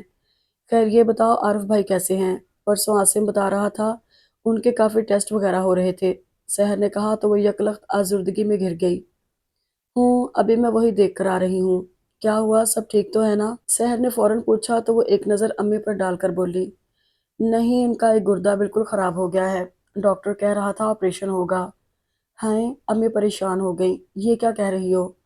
بس امی پتہ نہیں ہمارے نصیب میں ساری آزمائشیں ایک ساتھ کیوں لکھ دی گئی ہیں۔ وہ ضبط کرتے کرتے بھی رو پڑی۔ ابو اچانک چلے گئے اور عارف ایسے بستر سے لگے کہ اوفو، رو تو نہیں، ٹھیک ہو جائیں گے عارف بھائی۔ سحر اس کے گرد اپنے بازوؤں کا حلقہ بناتے ہوئے بولی، دعا کرو۔ وہ اپنے آنسو پونچھنے لگی، انشاءاللہ سب ٹھیک ہوگا۔ کب ہے آپریشن؟ ابھی تو نہیں، جب کچھ بہتر ہوں تب۔ اس نے بتایا تو امی پرسوچ انداز میں پوچھنے لگی، یہ گردے کی تکلیف کب سے ہے اسے؟ پتہ نہیں، مجھ سے کبھی عارف نے ذکر ہی نہیں کیا اور ان کی اماں کو بھی پتہ نہیں ہے۔ اچھا، اللہ بہتر کرے گا، تم ہمت نہیں ہارو۔ امی نے اسے تسلی دی، پھر سحر سے پوچھنے لگی، کھانا پک گیا کیا؟ نہیں، میں چاول چڑھانے جا رہی تھی کہ آپ نے بلا لیا۔ سحر اٹھتے ہوئے بولی، اچھا جلدی کرو، بہن کو بھوک لگی ہوگی۔ میں چچی جان کو دیکھا ہوں۔ وہ دوپٹے سے بھیگا چہرہ صاف کرتے ہوئے اٹھ کھڑی ہوئی، کھانا ہمارے ساتھ کھانا، کہیں نائلہ کے ساتھ بیٹھ جاؤ۔ نہیں، تمہارے چاول پکنے تک آ جاؤں گی۔ وہ سحر کو اطمینان دلا کر اوپر چلی آئی اور کچھ دیر چچی جان کے پاس بیٹھی ان کا حال احوال پوچھتی رہی۔ اس دوران نائلہ کبھی کچن میں اور کبھی اندر آ رہی تھی۔ آخر وہ اس کے پیچھے اٹھ کر کچن میں ہی چلی آئی۔ مجھے پتا ہے تم اتنی بے قرار کیوں ہو رہی ہو۔ ہائے، میں کب بے قرار ہو رہی ہوں؟ نائلہ نے پلٹ کر اسے دیکھا تو وہ شرارت سے بولی، اچھا تو وہ ہو رہے ہوں گے۔ وہ کون؟ زیادہ انجان بننے کی ضرورت نہیں ہے، مجھے امی نے سب بتا دیا ہے اور اب میں تمہارے منہ سے سننا چاہتی ہوں۔ کون ہے؟ کیسے ہیں؟ کیا کرتے ہیں؟ اس نے نائلہ کے بازو پہ چٹکی کاٹتے ہوئے پوچھا تو وہ سادگی سے بولی، قسم لے لو مجھے کچھ نہیں پتا، تم یہاں ہوتی تو مجھے یہ ساری معلومات فراہم کرتی، اور سحر کے ساتھ میری ایسی انڈرسٹینڈنگ نہیں ہے۔ یہ تو زیادتی ہے تمہارے ساتھ۔ خیر دل چھوٹا نہیں کرو، میں جانے سے پہلے امی سے پوچھ کر ساری معلومات تمہیں دے جاؤں گی۔ اچھی بات ہے، چلو میں کھانا نکالتی ہوں۔ ارے نہیں، نیچے سحر پہلے ہی وارننگ دے چکی ہے، کھانا میں اس کے ساتھ کھاؤں گی۔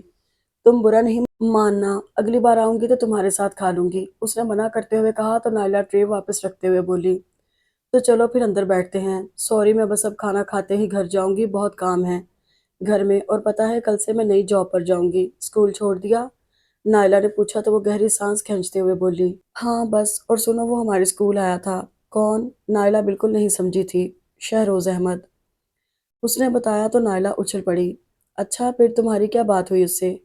کوئی بات نہیں، اسکول فنکشن میں وہ چیف گیسٹ تھا، بس جو اچانک سامنا ہوا تھا اس کے بعد میں اس کے سامنے جا ہی نہیں سکی۔ وہ نظریں جھکائے آہستہ آہستہ بولنے لگی تھی، وہ تمہیں دیکھ کر چونکا تو ہوگا؟ نائلہ نے اشتیاق سے پوچھا۔ ہاں بس ایک پل کو، اس کے بعد اس کی آنکھوں میں غصہ تھا یا نفرت، پتہ نہیں، میں سمجھ نہیں سکی، البتہ میں خود بہت خائف ہو گئی تھی جب بھی دوبارہ اس کے سامنے نہیں گئی، اور دعا کرو میرا پھر کبھی اس سے سامنا نہ ہو۔ آنسو پینے کی کوشش میں اس کی آواز بھر آ گئی تو نائلہ بہت آہستگی سے اس کا ہاتھ تھپکنے لگی۔ اسے آفس جوائن کیے ہوئے 1 ہفتہ ہو گیا تھا اور وہ اپنی اس جاب سے بہت مطمئن تھی کیونکہ اسٹاف کے سب لوگ بہت اچھے اور کوآپریٹیو تھے، بس ذرا مینیجر کا لہجہ اکھڑ تھا جس کے بارے میں اس کے کولیگ ثاقب نے پہلے ہی دن اسے بتا دیا تھا کہ جن دنوں ایم ڈی یہاں نہیں ہوتے تو یہ اپنے آپ کو کچھ سمجھنے لگتا ہے، ان کے آتے ہی ٹھیک ہو جائے گا، لہٰذا تم اس کی پرواہ مت کرو۔ ایم ڈی کب آئیں گے؟ اس نے فوراً پوچھا تھا۔ ایک آدھ ہفتے میں آ جائیں گے، ثاقب نے بمشکل اپنی ہنسی روک کر بتایا تھا۔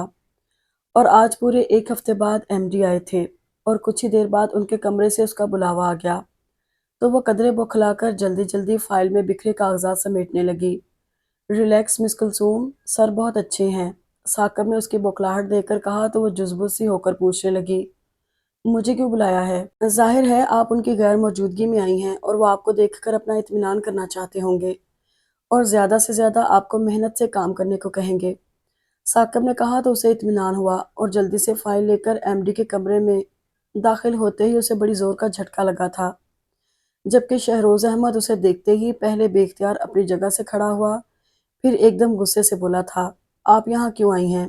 میں اس کی سمجھ میں نہیں آیا کیا کہے، کیا کرے، یہیں سے واپس پلٹ جائے یا رک کر بتائے کہ وہ کیوں آئی ہے، اور اتنی سی دیر میں شہروز احمد نے بیل کا بٹن دبا دیا تھا۔ فوراً ہی مینیجر اندر آیا تو وہ اس سے مخاطب ہوا، یہ خاتون کون ہیں؟ سر، یہ مس رباب کی جگہ پر آئی ہیں، مینیجر نے بتایا تو اس نے پیشانی پر بے شمار شکنیں ڈال کر پوچھا، کس نے اپائنٹ کیا ہے انہیں؟ سر آپ نے۔ اس بار مینیجر جھجکا تھا، اسلام آباد جانے سے پہلے آپ نے اپائنٹمنٹ لیٹر سائن کیا تھا اور اب میں انہیں ڈسمس کر رہا ہوں۔ جتنے دن انہوں نے یہاں کام کیا ہے اس کا حساب کر کے انہیں چلتا کریں۔ اوف، اتنی توہین! اس کا دل چاہا ہاتھ میں پکڑی فائل کھینچ کر اس کے منہ پر دے مارے، لیکن اس کے ہاتھوں میں اتنی جان کہاں رہی تھی۔ بہت دقتوں سے خود کو گھسیٹتے ہوئے اس کے کمرے سے نکلی اور اس کے پیچھے آتا مینیجر پتہ نہیں کیا کہہ رہا تھا، شاید اس کے ایک ہفتے کے پیسوں کی بات کر رہا تھا، لیکن وہ انسنی کرتی اپنا بیگ لے کر آفس سے نکلی تو بس چلتی چلی گئی۔ کچھ ہوش نہیں تھا کہ وہ کس طرف جا رہی ہے، یہاں تک کہ تواتر سے بہتے آنسوؤں کا بھی احساس نہیں تھا، اور جانے کتنے کوس چلی تھی کہ اچانک ایک گاڑی نے سامنے آ کر اس کا راستہ روک لیا۔ وہ رک تو گئی مگر سمجھ نہیں پائی کہ کیا ہوا ہے۔ کلثوم، تم کلثوم ہی ہو نا؟ گاڑی میں بیٹھے شخص نے اسے مخاطب کر کے پوچھا۔ اس نے یوں ہی اسبات میں سر ہلا دیا، تم نے شاید مجھے پہچانا نہیں، میں ذکی ہوں، یونیورسٹی میں ہم ساتھ تھے، اس نے کہا تو وہ یکدم جیسے ہوش میں آ کر بولی، ہاں کیسے ہو؟ میں تو بالکل ٹھیک ہوں، تمہیں کیا ہوا ہے؟ 1 گھنٹے سے چلے جا رہی ہو، میں مسلسل تمہارا تعاقب کر رہا ہوں اور تم رو بھی رہی ہو۔ نہیں تو؟ وہ بڑی بے دردی سے دوپٹے کے پلو سے اپنا چہرہ رگڑنے لگی، پھر اسے دیکھا تو وہ گاڑی کا دروازہ کھولتے ہوئے بولا، بیٹھ جاؤ۔ اس نے پہلے اپنے اطراف دیکھا پھر بیٹھتے ہی پوچھنے لگی، یہ کون سی جگہ ہے؟ Clifton road. اوف، میں اتنی دور نکل آئی، وہ بے ساختہ بولی تو ذکی نے فوراً نہیں ٹوکا، کچھ دیر خاموشی سے ڈرائیو کرنے کے بعد پوچھنے لگا، کہاں جانا ہے تمہیں؟ کہیں نہیں، میرا مطلب ہے میں جاب کے لیے نکلی تھی، 1 2 جگہ انٹرویو دیا اور یوں سمجھو کہ مایوس ہو کر واپس جا رہی تھی۔ اس نے قصداً شہروز احمد کا ذکر نہیں کیا، چہ مایوسی گناہ ہے۔ ویسے تمہیں جاب کی کیا ضرورت پڑ گئی؟ بس پڑ گئی ضرورت، اس نے کہا تو وہ بے یقینی سے اسے دیکھتے ہوئے پوچھنے لگا، واقعی مذاق تو نہیں کر رہی؟ نہیں، اور پلیز مجھ سے کوئی اور سوال مت کرنا، میں جواب نہیں دوں گی، وہ کہہ کر شیشے سے باہر دیکھنے لگی۔ ٹھیک ہے، جواب مت دو، لیکن کل سے جاب پر آ جانا، ذکی نے کہا تو وہ فوراً اس کی طرف رخ موڑ کر بولی، کیا مطلب؟ یہ میرا کارڈ رکھو، اس پر آفس کا ایڈریس ہے، کل ٹھیک 8 بجے پہنچ جانا، تمہاری جاب پکی۔ ذکی نے جیب سے کارڈ نکال کر اس کے ہاتھ پر رکھتے ہوئے کہا تو وہ اسی کے انداز میں بولی، واقعی تم مذاق تو نہیں کر رہے؟ بالکل نہیں، وہ مسکرایا، thank you Zaki, thank you very much, بس اب تم مجھے یہیں اتار دو، میں کل آفس پہنچ جاؤں گی۔ وہ بہت ممنونیت سے اس کا شکریہ ادا کرتے ہوئے بولی، ٹھیک ہے، لیکن یہاں کیوں؟ تمہیں گھر تک ڈراپ کر دوں گا۔ نہیں شکریہ، یہیں روک دو پلیز، میں چلی جاؤں گی، ایز یو لائک۔ اس نے گاڑی روک دی تو وہ ایک بار پھر اس کا شکریہ ادا کر کے اتر گئی۔ پہلے سوچا عارف کے پاس چلی جائے، لیکن پھر اپنی حالت کے پیش نظر اور اس خیال سے کہ کہیں اس کے سامنے شہروز احمد کا ذکر کر کے وہ سچ نہ بول دے، وہ اس کے پاس جانے کا خیال چھوڑ کر گھر آ گئی اور اس سے پہلے کہ اماں کوئی سوال کرتی وہ خود ہی بتانے لگی، اماں آج آفس جلدی بند ہو گیا، اصل میں کمپنی کے جو مالک ہیں ان کے گھر میں کوئی تقریب تھی، سب لوگ وہیں جا رہے تھے، لیکن میں گھر آ گئی۔ اچھا کیا، عارف کے پاس سے ہو کر آئی ہو؟ اماں نے پوچھا۔ نہیں، شام میں چلی جاؤں گی، وہ کہہ کر اپنے کمرے میں آ گئی اور شہروز احمد کا رویہ سوچتے ہوئے اسے اپنے آپ پر غصہ آنے لگا کہ اپنی اتنی انسلٹ پر وہ خاموش کیوں رہی، اس سے پوچھا کیوں نہیں کہ اس کی توہین کرنے کا حق اسے کس نے دیا؟ ہوں، کیا سمجھتا ہے اپنے آپ کو؟ ساری دنیا میں ایک بس وہی ہے، ڈسمس کر دے گا اور کہیں مجھے جاب نہیں ملے گی، مل گئی جاب اور اس سے بھی اچھی، اب کبھی سامنا ہوا تو بتاؤں گی اسے۔ وہ کتنی دیر غصے سے بڑبڑاتی رہی، پھر یکدم اس کے رویے کو سوچنے لگی۔ اس نے ایسا کیوں کیا؟ یعنی مجھے دیکھتے ہی آپے سے باہر ہو گیا تھا؟ کیا صرف اس لیے کہ میں آخری دن اسے بتائے بغیر اس کے گھر سے چلی آئی تھی؟ یا وہ جان گیا ہے کہ میں 2 سال اسے غلط بیانی کرتی رہی ہوں؟ لیکن وہ کیسے جان سکتا ہے؟ اور اگر جان بھی گیا ہے تو اسے پہلے مجھ سے پوچھنا چاہیے تھا کہ میں نے ایسا کیوں کیا۔ اس کے بعد اس کا جو بھی رد عمل ہوتا، مگر اس نے تو حد کر دی، پہلے ہی مقام پر۔ اف، اتنی تذلیل! اس کی سماعتیں پھر چٹکنے لگیں، آنکھیں الگ آنسوں سے لبریز ہو گئیں۔ تو اس نے اس خیال سے کہ کہیں اماں نہ آ جائیں، جلدی سے آنکھیں رگڑ ڈالیں، جبکہ اس کا دل چیخ چیخ کر رونے کو چاہ رہا تھا۔ کلثوم! اماں نے پکارا تو اس نے اٹھتے ہوئے وہیں سے جواب دیا، جی اماں، آؤ بیٹی، کھانا کھا لو۔ انہوں نے کہا تو وہ نہ چاہتے ہوئے بھی کمرے سے نکل کر ان کے پاس آ بیٹھی اور چنگیر میں سے روٹی نکالتے ہوئے بولی، اماں، 2 4 دن میں ہم عارف کو گھر لے آئیں گے، پھر جب مجھے تنخواہ ملے گی تو کسی اچھے ڈاکٹر کو دکھا دیں گے۔ اللہ تمہارا بھلا کرے بیٹی، میں بھی یہی سوچ رہی تھی۔ تمہیں تنخواہ ملنے میں کتنے دن ہیں؟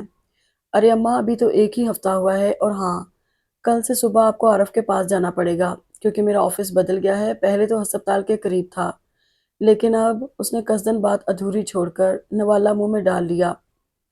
ہائے، اتنی جلدی آفس بدل گیا کیوں؟ اماں نے تعجب سے پوچھا۔ بس وہ مجھے ہیڈ آفس بھیج دیا ہے، آپ نہیں سمجھیں گی، چھوڑے اس بات کو۔ وہ کھانے سے ہاتھ کھینچ کر اٹھ کھڑی ہوئی تھی۔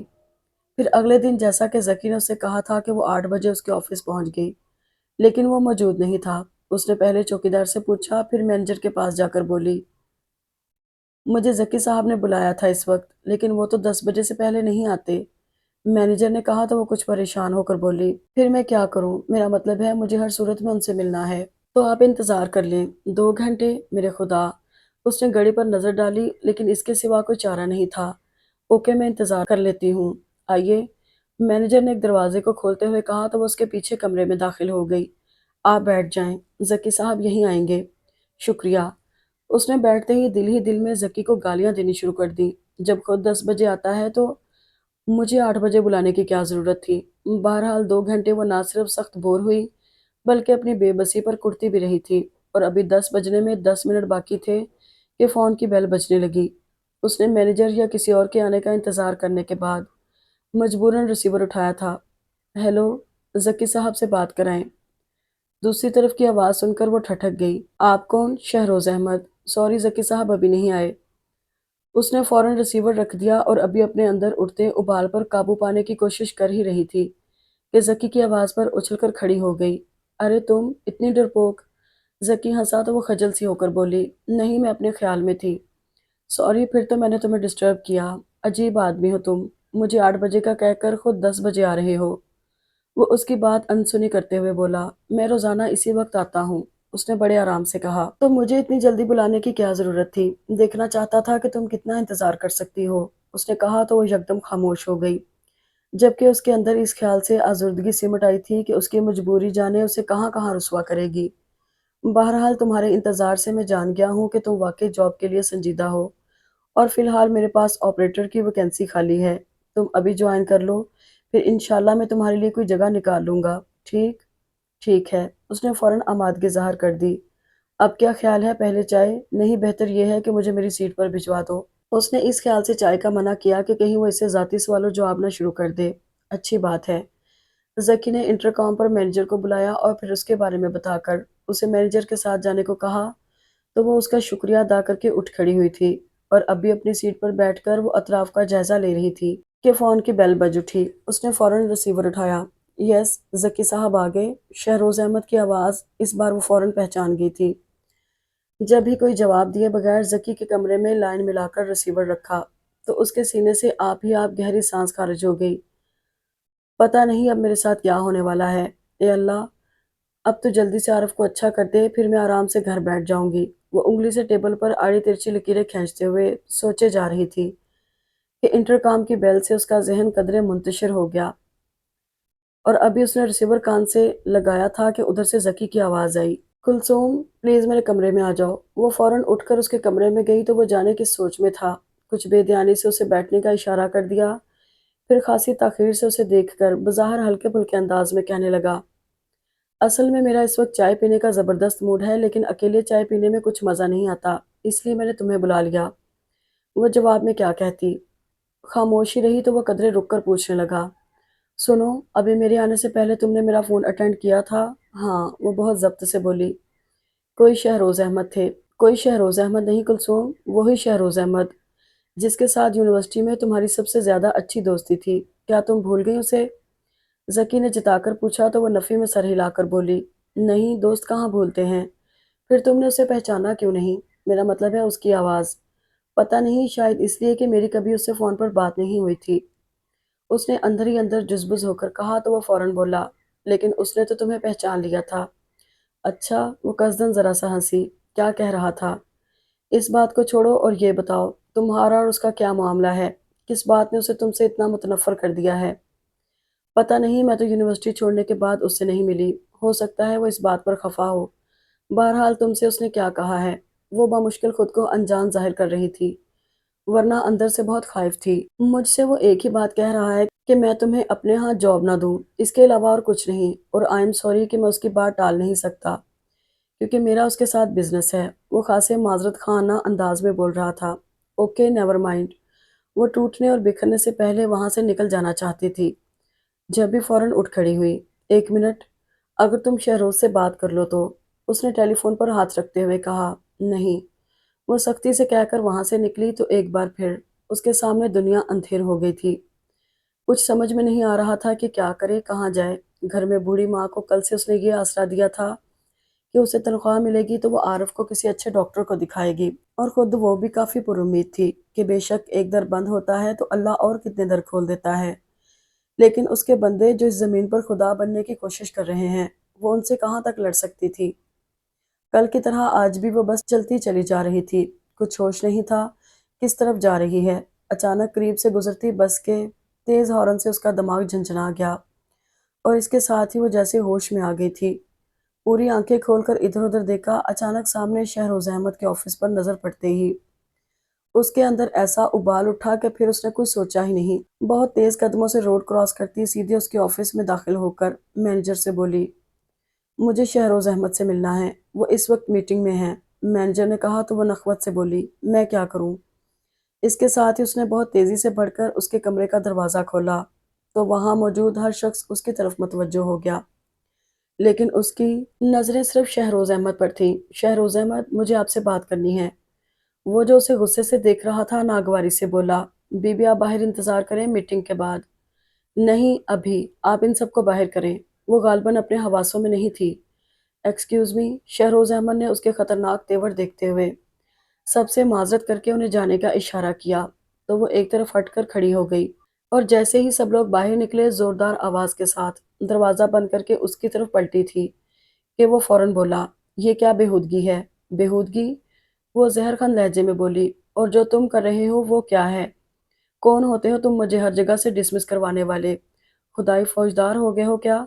اگر سارے شہر پر تمہاری اجارہ داری ہو تب بھی تمہیں یہ حق نہیں پہنچتا۔ تمہیں حق تھا مجھے دھوکہ فریب دینے کا۔ جاؤ، جو کر سکتی ہو کر لو، میں خدا کی قسم تمہیں کہیں چین سے نہیں رہنے دوں گا، یہ میرا خود سے وعدہ ہے۔ وہ اس سے زیادہ تل ملایا ہوا تھا۔ وہ ایک لہجہ کو کانپ گئی، پھر فوراً خود پر قابو پا کر بولی تھی، فریبی تم ہو جو فوراً لندن چلے گئے تھے شادی کرنے۔ ہاں، کتنا پاگل تھا میں جو بنا تمہارا اتا پتہ جانے تمہارے پیچھے لندن تک چلا گیا تھا۔ ایک بار بھی یہ نہیں سوچا کہ جب تم نے مجھے یہاں کا اتا پتہ نہیں دیا تو بس اس بات سے تم نے میرے خلاف محاذ بنا لیا۔ وہ اس کی بات کاٹ گئی تو وہ انتہائی تعصب سے بولا، تمہارے نزدیک یہ کوئی بات نہیں؟ میں تم سے پرانی باتوں پر الجھنے نہیں آئی، صرف یہ کہنے آئی ہوں کہ آئندہ میرے راستے میں مت آنا، ورنہ وہ چیلنج کر رہا تھا، لیکن وہ انسنی کرتی وہاں سے چلی آئی تھی۔ وہ عارف کو اپنی جاب کا بتانا نہیں چاہتی تھی، لیکن جب اس نے پوچھا کہ تمہاری جاب کیسی جا رہی ہے تو وہ بے اختیار رو پڑی۔ پتہ نہیں عارف، ہمارے نصیب میں کیا لکھا ہے۔ ارے کیا ہوا ہے؟ عارف نے کمزور لہجے میں پوچھا۔ غالباً سمجھ گیا تھا کہ اس کے ساتھ کچھ اچھا نہیں ہوا، اتنی اچھی جاب تھی، ایک لڑکی سورس لے کر آ گئی اور مجھے جواب مل گیا۔ وہ یہی سبب بتا سکتی تھی۔ عارف کچھ نہیں بولا، بس گہری سانس کھینچ کر رہ گیا، جبکہ چہرے پر مایوسی چھا گئی تھی، جسے محسوس کرتے ہوئے اس نے فوراً اپنے آنسو پونچھ ڈالے اور اس کا ہاتھ اپنے ہاتھوں میں لے کر بولی، کتنی پاگل ہوں میں، जॉब जाने से रोने लगी। सारे शहर में एक ही जगह तो नहीं थी, देखना कितनी जल्दी मुझे इससे अच्छी जॉब मिल जाएगी। वो उसे कोई तसल्ली नहीं दे सका तो वो कदरे तवक्कुफ से बोली, सुने, आप अभी अम्मा को नहीं बताइएगा, बेचारी परेशान हो जाती हैं। परेशानी की बात तो है, ऐसा करो मुझे घर ले चलो अभी। आरिफ ने कहा तो वो जिद छोड़कर बोली, घर जाने से क्या परेशानी दूर हो जाएगी? नहीं, जब तक आपका किडनी ऑपरेशन नहीं हो जाता मैं आपको घर नहीं ले जाऊंगी। ऑपरेशन के लिए पैसा चाहिए, कहाँ से लाओगी? वो चिढ़कर बोला था। अम्मा से कहूंगी घर भेज दें। क्या? खबरदार जो ऐसा सोचा भी, क्यों ना सोचूं। मेरे लिए, अम्मा के लिए आपसे बढ़कर कुछ नहीं, हमें आपकी ज़िंदगी चाहिए, बाकी हर शय आनी जानी है। मेरी ज़िंदगी की गारंटी दे सकती हो तुम? वो गालबन हर तरफ से मायूस हो चुका था। कोशिश करना मेरा फ़र्ज़ है, आगे अल्लाह बेहतर करने वाला है, उसने कहा तो वो कुछ देर सोचने के बाद बोला था। बहरहाल मैं तुम्हें घर बेचने की इजाज़त कभी नहीं दूंगा, क्योंकि मैं अपनी ज़िंदगी से बिल्कुल मायूस हो चुका हूँ। पता नहीं कितने दिन जीऊँगा। अगर घर बिक गया तो मेरे बाद मेरी माँ कहाँ जाएगी? तुम्हारा तो मैका मौजूद है, लेकिन उसका कोई नहीं। आरिफ, वो दुख से बोली, कैसी बातें कर रहे हैं आप? ठीक कह रहा हूँ, और तुम क्यों हकीकत से नज़रें चुरा रही हो? जाओ डॉक्टर से कह आओ, मैं तुम्हारे साथ जा रहा हूँ, चलो उठो। आरिफ का अंदाज हतमी था, ज़बरदस्ती उसका हाथ पकड़कर उठा दिया, तो वो कुछ देर तक उसे देखती रही। फिर बहुत तेज़ कदमों से वार्ड से ही नहीं हॉस्पिटल से भी निकल आई थी। इसके बाद उसकी समझ में नहीं आया कि क्या करे। अपने आप पर गुस्सा भी आ रहा था कि घर बेचने की बात आरिफ के सामने क्यों की। राजदारी से अम्मा से कहती तो बेटे की खातिर, वो कभी मना ना करती। क्या करूं, कहाँ जाऊं? वो सर उठाकर आसमान देखने लगी। तभी एक गाड़ी उसके बिल्कुल करीब आन रुकी, लेकिन वो फिर भी मतवज्जो नहीं हुई। तुम कुलसूम हो ना? जी, आप कौन? उसने कदरे उलझ कर पूछा। अरे, इतनी जल्दी भूल गई, मैं शहरोज की मम्मी हूँ, आओ बैठो। उन्होंने बताने के साथ उसे गाड़ी में बैठने को कहा तो वो एक कदम पीछे हटते हुए बोली, जी नहीं शुक्रिया, बैठ जाओ बेटा, मुझे तुमसे बहुत सारी बातें करनी हैं। उन्होंने जितनी मोहब्बत से कहा वो उसी कदर नरूठेपन से बोली, लेकिन मुझे आपकी कोई बात नहीं सुननी। अच्छा ठीक है, मैं कुछ नहीं कहूँगी, सिर्फ तुम्हारी सुनूंगी, अब तो बैठ जाओ। उनके इसरार पर वो चटक कर बोली, क्यों इतना इसरार कर रही हैं आप? क्या मकसद है आपका? आपके बेटे ने मुझे जलील करने में कोई कसर नहीं छोड़ी। मजीद आप क्या चाहती हैं? मेरे बेटे ने? वो हैरान हुई। क्या शहरोज तुमसे मिल चुका है? आप जानती हैं? नहीं, खुदा की कसम, उसने मुझे नहीं बताया। वो गाड़ी से उतरकर उसके करीब आ गई। मेरा यकीन करो, मैं नहीं जानती उसने तुम्हारे साथ क्या किया है, और ये तुम्हारी क्या हालत हो गई है। यहाँ इस अस्पताल में क्या तुम चेकअप के लिए आई थी? नहीं। वो अपने कंधों पर उनके हाथों की नरमी से पिघलने लगी थी। फिर उनकी सवालिया नज़रों से वो जुज़्बुज़ सी होकर बोली, यहाँ मेरे हस्बैंड हैं। हस्बैंड? वो एक लहजा को ठटकी, फिर उसका कंधा दबाकर बोली, अच्छा आओ मेरे साथ। कहाँ? उसने पूछा ज़रूर, लेकिन मज़ाहमत नहीं की, और उनके इशारे पर बैठ गई। तो वो दूसरी तरफ से आकर ड्राइविंग सीट संभालते ही पूछने लगी, क्या हुआ है तुम्हारे हस्बैंड को? किडनी प्रॉब्लम है, उसने मुख्तसरन बताया। ओ, क्या कहते हैं डॉक्टर? ऑपरेशन? तो बेटा उन्हें किसी अच्छे अस्पताल ले जाओ, उन्होंने कहा तो वो यकदम फट पड़ी। कहाँ से ले जाऊं? आपका बेटा मुझे कुछ करने दे तब तो। क्या मतलब? उन्होंने गर्दन मोड़कर उस पर नजर डाली। मैं जहाँ जॉब करती हूँ, शहरोज मुझे वहां से निकलवा देता है। उसका कहना है कि वो मुझे कहीं चैन से नहीं रहने देगा। ठीक है, उसकी दुश्मनी मेरे साथ है, चाहे मुझे जान से मार दे, लेकिन आरिफ, आरिफ ने क्या बिगाड़ा है उसका? वो बेचारे तो। उसकी आवाज़ आंसुओं में डूब गई, तो शहरोज की मम्मी उसे देख कर रह गई। आप प्लीज़ मुझे यहीं उतार दें, उसने आंसू पोंछते हुए कहा, तो वो जो कुछ सोच रही थी, चौंक कर पूछने लगी, तुम लंदन में कितना अरसा रही? मैं लंदन नहीं गई थी, क्योंकि अचानक मेरे फादर की डेथ हो गई थी। उसने ना जाने का जो जवाब बताया था वो सच हो गया था। ओह, आई एम वेरी सॉरी, तुमने हमें क्यों नहीं मतला किया? उन्होंने अफसोस के इजहार के साथ पूछा, तो वो चंद लम्हे रुक कर बोली, मैं खुद आई थी आपके यहाँ, लेकिन कोई नहीं था। चौकीदार ने बताया कि आप लोग लंदन गए हैं शहरोज की शादी के सिलसिले में। ओह, उनके होंठ सिकुड़ गए। फिर जैसे अपने आप से बोली, तो सारी गड़बड़ यहाँ हुई, बैड लक। जी, वो उनकी खुद कलामी समझ नहीं सकी थी। मुझे अफसोस है बेटा कि शहरोज ने तुम्हारे साथ अच्छा नहीं किया, मैं उसे समझाऊंगी, उन्होंने कहा, तो वो रूठे लहजे में बोली, शुक्रिया। ये बताओ मैं तुम्हारे लिए क्या कर सकती हूँ? कुछ नहीं, मेरा मतलब है आप मुझे यहीं उतार दें तो मैं आपकी बहुत ममनून होंगी। अरे, इसमें ममनूनियत की क्या बात है? वो ज़रा सा मुस्कुराई, फिर एक तरफ गाड़ी रोककर बोली, तुम्हें अगर जॉब चाहिए तो सुबह से हमारे ऑफिस। جی نہیں شکریہ، وہ فوراً کہہ کر اتر آئی۔ ان کی گاڑی نظروں سے اوجھل ہونے کے بعد وہ اپنے روٹ کی وین میں سوار ہو گئی۔ جب وہ گھر میں داخل ہوئی تو اماں کے پاس پڑوس کی خالہ موجود تھی۔ وہ کھڑے کھڑے سلام کر کے اپنے کمرے میں آ گئی اور نئے سرے سے جاب تلاش کرنے کے بارے میں سوچنے لگی۔ کچھ دیر بعد اماں اسے پکارتی ہوئی کمرے میں آ گئیں۔ آج کل تم جلدی آ جاتی ہو، کیا کروں کام نہیں ہے؟ میرا مطلب ہے نوکری نہیں ہے۔ وہ بہت دنوں سے ان سے چھپا رہی تھی۔ اب جو بتایا تو اماں حیران رہ گئیں۔ ہاں کب سے نہیں ہے؟ ایک ہفتہ ہو گیا ہے اور کہیں مل نہیں رہی۔ کیا کروں کچھ سمجھ میں نہیں آ رہا۔ ادھر عارف کا آپریشن بھی جلد کرانا ہے، وہ اپنی دھن میں بولے گئی۔ عارف کا آپریشن کاہے کا؟ اماں یکدم پریشان ہو گئیں۔ کیا ہوا ہے عارف کو؟ آرام سے بیٹھے اماں، میں بتاتی ہوں۔ اس نے ان کا ہاتھ پکڑ کر اپنے پاس بٹھایا، پھر کہنے لگی، عارف کا ایک گردہ خراب ہو گیا ہے، اس کا آپریشن ہوگا اور یہ کوئی بڑی بات نہیں ہے۔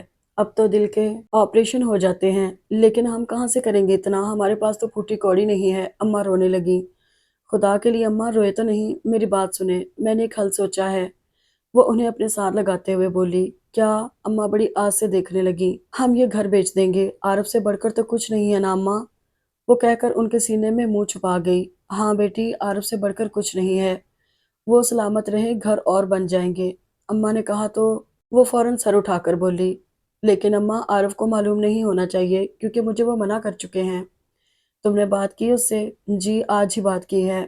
وہ سنتے ہی غصے میں آ گئے اور کہنے لگے، بس مجھے ابھی گھر لے چلو۔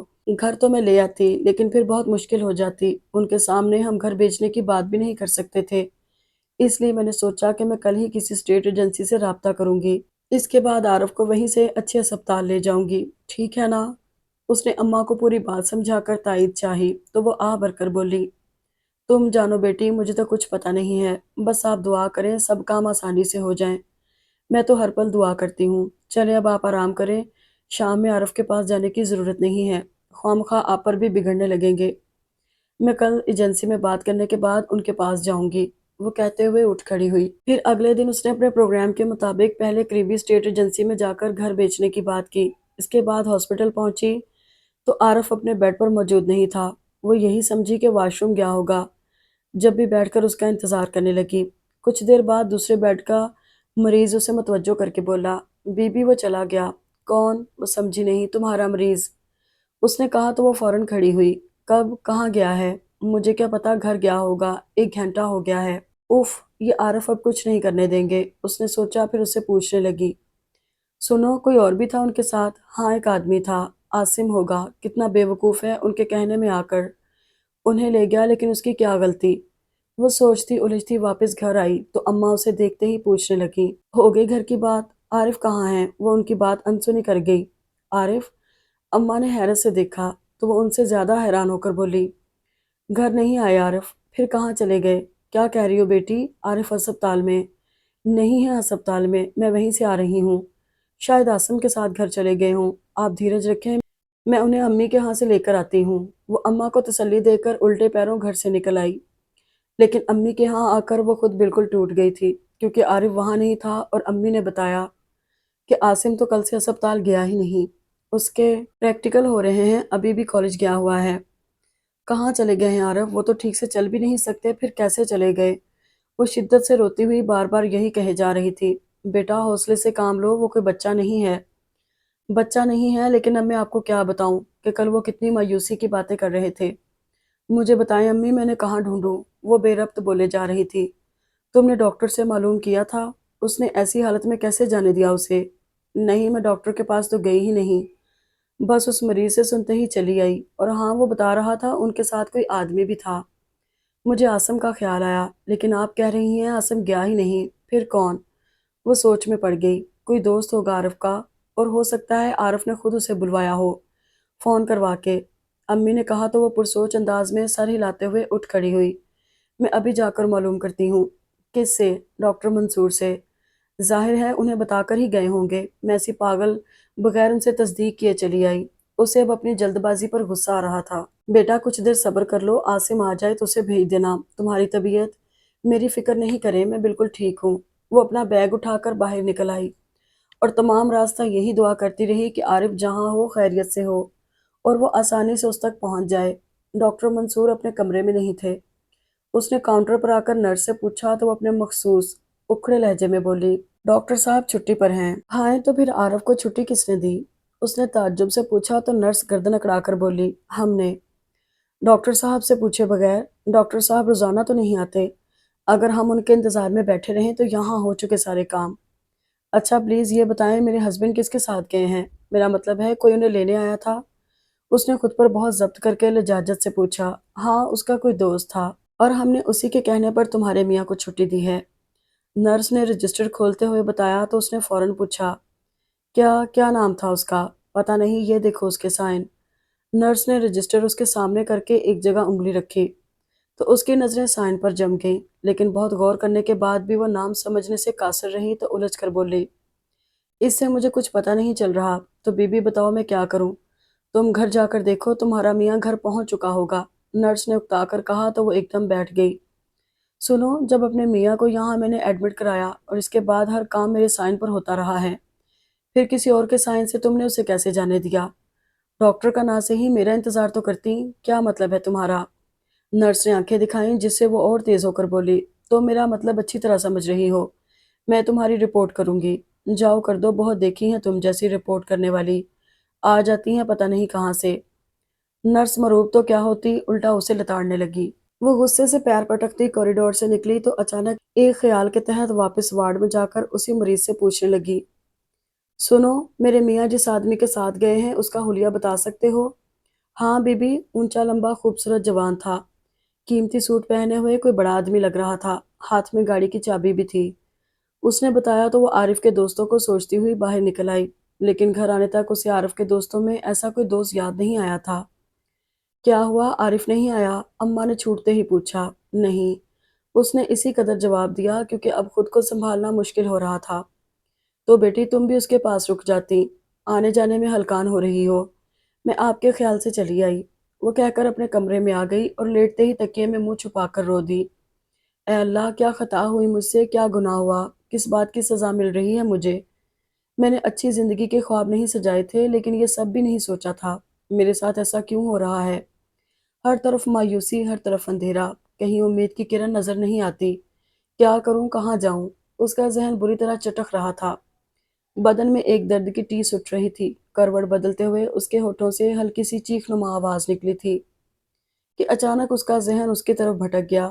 وہ جو کہہ رہا تھا، خدا کی قسم میں تمہیں کہیں چین سے نہیں رہنے دوں گا، یہ میرا خود سے وعدہ ہے۔ شہروز احمد، وہ ایک جھٹکے سے اٹھ بیٹھی، یقیناً وہی عارف کو لے گیا ہے، کل اس کی ماں نے مجھ سے ہمدردی جتا کر سب معلوم کر لیا تھا، اور وہی اف کس قدر گھٹیا حرکت کی ہے اس نے، اب پتہ نہیں عارف کے ساتھ کیا سلوک کرے گا۔ نہیں، اس سے پہلے ہی میں اسے شوٹ کر دوں گی، وہ شہروز احمد کے خلاف انتہائی نفرت سے سوچتے ہوئے اسی وقت اس کے پاس جانے کو تیار ہو گئی۔ اماں میں جا رہی ہوں۔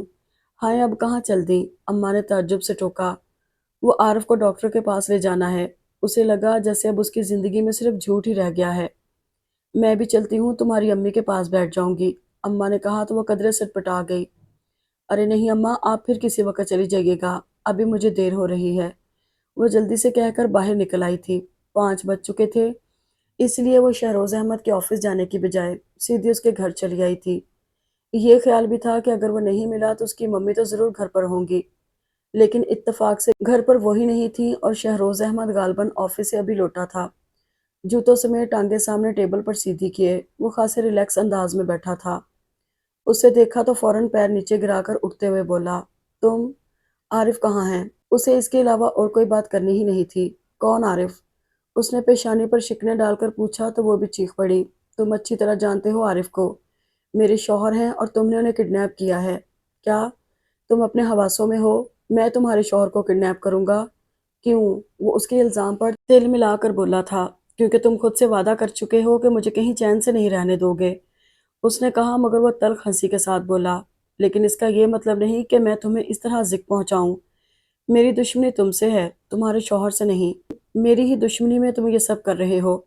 تمہارا کیا مطلب ہے کہ عارف کو کوئی تکلیف ہوگی تو میں چین سے بیٹھ جاؤں گی؟ ہرگز نہیں۔ وہ عارف کے لیے اس کی شدت پسندی پر کچھ حیران سا ہو کر اسے دیکھے گیا۔ مجھے بتاؤ شہروز احمد، تم نے عارف کے ساتھ کیا کیا ہے؟ وہ اس کی خاموشی پر اور زور سے چلائی تھی۔ تمہارا دماغ خراب ہے، میں کسی عارف کو نہیں جانتا، اور اگر مجھے کڈنیپ کرنا ہوتا تو तुम्हें करता। उस मरीज से मुझे क्या फ़ायदा हासिल हो सकता है? मरीज, तुम कैसे जानते हो कि वो मरीज है? उसने फौरन उसकी बात पकड़ी तो वो कंधे उचकाकर बोला, कल मम्मी ने बताया था कि तुम्हारा शोहर किसी खैराती हॉस्पिटल में एडमिट है और आज तुम उसे वहां से निकाल ले गए। उसने यकीन से कहा तो वो चिढ़कर बोला, आखिर तुम्हें मुझ पर ही शुबा क्यों है? शुबा नहीं शहरोज अहमद, यकीन है। और सुन लो, अगर तुमने उसे कोई नुकसान पहुंचाया तो मैं तुम्हारी जिंदगी अजीरन कर दूंगी। वो जहरखंद लहजे में कहते हुए तेज कदमों से बाहर निकल आई थी। वो अब अम्मा से कुछ छुपा नहीं सकती थी, क्योंकि अब वो खुद अंदर से बहुत खौफजदा हो गई थी कि पता नहीं कब क्या हो जाए। इसलिए उसने शहरोज अहमद का जिक्र तो नहीं किया, बस ये बताया कि आरिफ खुद कहीं चला गया है, क्योंकि वो नहीं चाहता कि उनके इलाज के लिए घर बेचा जाए। और अम्मा उसी दिन से बिस्तर से जा लगी थी, हाय मेरा बच्चा कहाँ चला गया, पता नहीं किस हाल में होगा। वो सारा दिन अम्मा की आहोजारी सुनती रहती और खुद उसका ये आलम था कि 2 कदम चलने से चकरा जाती। आंखों के सामने अंधेरा छा जाता, फिर भी खुद को घसीट रही थी। घर के कामकाज के साथ रोजगार की फिक्र भी थी और अब तो वो ये चाहती थी कि घर पर ही ट्यूशन मिल जाए। इसके लिए वो कोशिशें भी कर रही थी, लेकिन अभी तक कोई उम्मीद नहीं बंधी थी। यूं ही कितने दिन गुजर गए और यूं घर में बैठकर इंतजार करने से तो कुछ हासिल नहीं होना था। आखिर उस रोज वो हिम्मत करके फिर घर से निकल खड़ी हुई थी। आखिरी दर से भी मायूस होकर लौट रही थी कि अचानक जक्की सामने आ गया। अरे कुलसूम, कहाँ हो तुम? मैं उसी रोज से तुम्हें तलाश कर रहा हूँ। जक्की ने कहा तो वो बहुत स्पार्ट लहजे में बोली, क्यों? वो, मैंने तुम्हारे लिए बहुत अच्छी जॉब का इंतजाम किया है। अभी चलो मैं तुम्हें ऑफिस दिखा दूँ। जकी ने अपने तय उसे खुशखबरी सुनाई, लेकिन वो मायूसी से बोली, नहीं जकी, शहरोज अहमद को पता चलेगा तो वो दूसरे ही दिन मुझे वहां से निकलवा देगा। अरे नहीं, शहरोज अहमद का वहां से कोई ताल्लुक नहीं है। आओ चलो, मैं अभी तुम्हारी बात करा देता हूँ। जकी ने इसरार किया। कहाँ कहाँ बात की है तुमने? उसने कुछ उलझ कर पूछा। एक प्राइवेट अस्पताल में, रिसेप्शनिस्ट की जगह है। मेरा ख्याल है तुम्हें ये जॉब बहुत सूट करेगी। अगर नहीं तो बताना ज़रूर, मैं फिर कहीं और। वो गालबन मोड़ काटने के बायस खामोश हो गया था और वो शीशे से बाहर देखकर रास्ता समझने लगी। फिर जैसे ही गाड़ी रुकी, उसकी नज़रों के सामने प्राइवेट क्लिनिक का बोर्ड आ गया, तो वो उसकी तरफ देखे बगैर उतर गई। फिर बस 15 मिनट में उसका काम हो गया था। उसने जकी का बहुत शुक्रिया अदा किया और अगले दिन से ड्यूटी ज्वाइन करने की नवीद लेकर घर आई तो यहाँ सहर, नायला और अम्मी आई हुई थी। वो सलाम करते हुए अम्मी के सीने से लग गई। कहाँ गई थी? अम्मी ने पूछा तो वो उनसे अलग होकर बोली, जॉब के लिए गई थी, शुक्र है मिल गई। और आरफ का कुछ पता चला? नहीं। उसके सीने से गहरी सांस खारिज हुई। फिर एकदम अम्मा का ख्याल करके बोली, मेरा ख्याल है अपने दोस्त के यहाँ होंगे। तो बेटा तुम उसके दोस्तों के यहाँ मालूम करो। जी मैं कोशिश कर रही हूँ। वो कहकर बात बदल गई, चची जान कैसी हैं? ठीक हैं, बहुत याद करती हैं तुम्हें। अम्मी से पहले नायला ने जवाब दिया तो वो उसकी तरफ मतवज्जो हो गई। आऊँगी किसी दिन, बल्कि अब तो छुट्टी के दिन ही आ सकूँगी, क्योंकि कल से मुझे ड्यूटी ज्वाइन करनी है। कहाँ है ऑफिस? सहर ने पूछा तो वो अफसरदगी से बोली, ऑफिस नहीं, एक प्राइवेट अस्पताल है, वहाँ रिसेप्शन पर होंगी। फिर गहरी सांस खींचकर बोली, काश ये जॉब पहले मिल जाती तो आरिफ का इलाज हो सकता था। अभी भी हो जाएगा, आरिफ भाई इंशाल्लाह जल्द ही ठीक हो जाएंगे। नायला ने कहा तो वो बस सर हिलाकर रह गई थी। अगले रोज वो बहुत जल्दी उठ गई थी। नमाज से फारिग होकर नाश्ता किया, अम्मा के लिए दोपहर का खाना पकाया। उसके बाद तैयार होकर निकली तो ठीक वक्त पर अस्पताल पहुंच गई थी और पहले उस शख्स से मिली जिसने कल उसे अपॉइंट किया था। उसके बाद रिसेप्शन पर आई थी कि सामने सीढ़ियां चढ़ते शहरोज अहमद को देखकर वो सख्त मायूसी के आलम में खुद को कुर्सी पर गिराते हुए बुड़बुड़ाई, बस अब मेरी छुट्टी हुई। मुझसे कुछ कहा? दूसरी लड़की उसकी बुड़बुड़ाहट पर मुतवज्जो होकर पूछने लगी, हाँ नहीं, माफ करना, मुझे खुद से बातें करने की आदत है। वो फौरन बोली तो लड़की बेसाख्ता मुस्कुराई, अच्छी आदत है। वाकई? हाँ। फिर तो मैं आराम से खुद से बातें कर सकती हूँ। वो कहकर अपने आप में बुड़बुड़ाने लगी थी। ये शहरोज यहाँ क्यों आया है? कौन है उसका यहाँ? मम्मी होंगी, लेकिन मम्मी तो उस रोज अच्छी भली थी। जरूर एक्सीडेंट हुआ होगा। हाँ, मेरे साथ जो कुछ किया है उसकी सजा मिली है। अब कोई उससे पूछे कि कोई अपना तकलीफ में होता है तो कैसा लगता है। सुनो, लड़की उसका कंधा हिलाकर बोली, इतनी तवील गुफ्तगू करती हो तुम? नहीं, मैं तो बस यूं ही। वो खजालत मिटाने को हंसने लगी। तभी शहरोज पर नजर पड़ी तो उसने गैर महसूस तरीके से अपना रुख मोड़ लिया और उसके बाहर निकलते ही यूं सांस खींची जैसे खतरा टल गया हो। پھر وہ سارا دن کبھی اس لڑکی کو دیکھتی کہ وہ کس طرح لوگوں کو ڈیل کرتی ہے، اور کبھی چارٹ پر ڈاکٹرز کے نام اور ان کے ڈیوٹیز کے اوقات یاد کرتی۔ اس دوران فون بھی اٹینڈ کرتی رہی اور چارٹ دیکھ کر نوٹ کرتی رہی کہ کون سا ڈاکٹر کس وقت آئے گا۔ 5 بجے اس کی ڈیوٹی آف ہوئی تو وہ شہروز کی ممی کو دیکھنے سے زیادہ جتانے کے ارادے سے سیڑھیاں چڑھتی ہوئی اوپر آ گئی، اور ایک ایک کمرے میں جھانکتے ہوئے جب اس نے چوتھے کمرے کا دروازہ کھولا تو اس کے منہ سے بے ساختہ چیخ نکل گئی۔ عارف، وہ بھاگ کر اس کے قریب آئی تھی۔ آپ یہاں کیسے آئے آپ؟ بس ایک اللہ کا بندہ لے آیا، اس نے کہا، لیکن وہ اس کی کہاں سن رہی تھی۔ آپ ٹھیک تو ہے نا؟ آپ کا آپریشن ہو گیا، سب ٹھیک ہو گیا، تم آرام سے بیٹھو۔ عارف نے اس کا ہاتھ تھام کر اپنے پاس بٹھایا تو وہ اس کے کندھے پر پیشانی ٹکا کر رو پڑی۔ کتنا پریشان کیا آپ نے ہمیں، بیچاری اماں تو ابھی تک بستر پر پڑی ہیں۔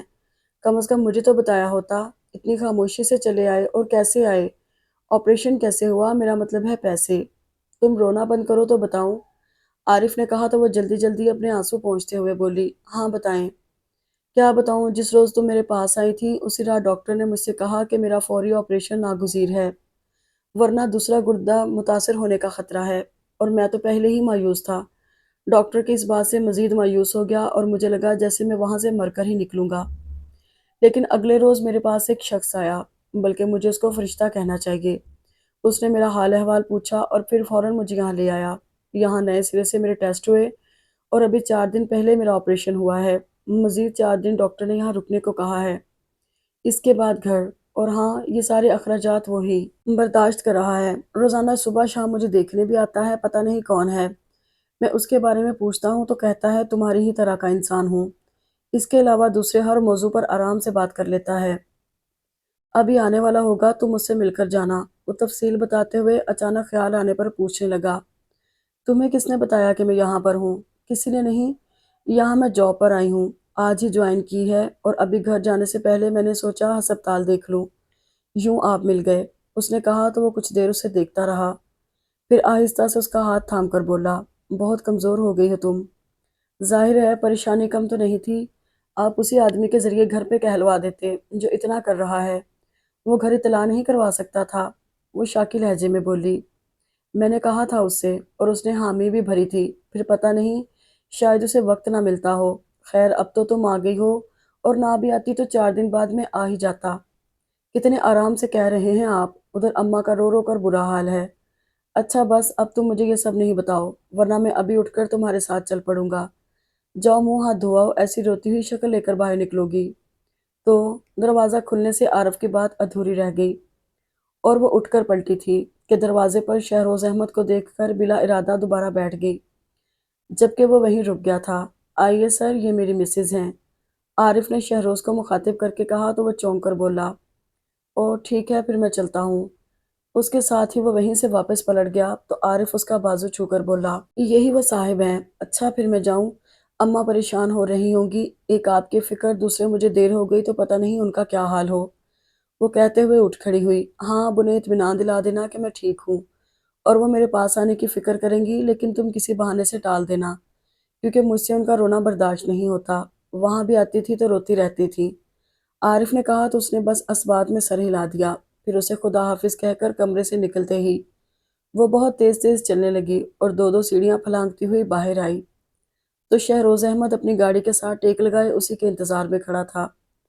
پھر بھی اسے دیکھ کر انجان سا بن گیا تو وہ اسے 2 قدم کے فاصلے پر رک کر بولی، سنو، کیوں کیا تم نے یہ سب؟ کیا کیا کیا ہے؟ وہ ہنوز خود کو انجان پوز کر رہا تھا۔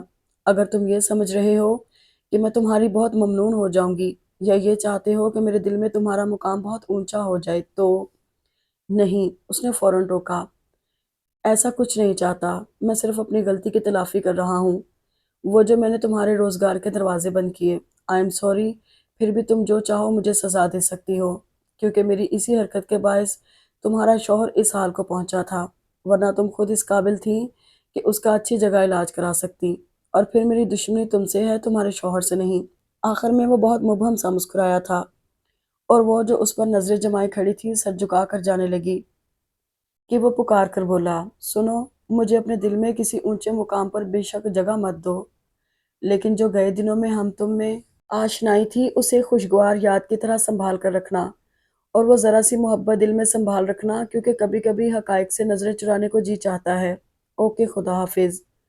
وہ گاڑی میں بیٹھا اور اس پر الوداعی نظر ڈال کر گاڑی آگے بڑھا دی، تو اس کے پیچھے دیکھتے ہوئے اس نے افسردگی سے اعتراف کے ساتھ ایک بار پھر خود کو باور کرایا تھا، ہاں، کبھی کبھی حقائق سے نظریں چرانے کو جی چاہتا ہے۔ اگر آپ کو یہ ناول پسند آیا ہو تو کمنٹ باکس میں ضرور بتائیے گا، اور چینل کو سبسکرائب اور لائک ضرور کیجیے گا۔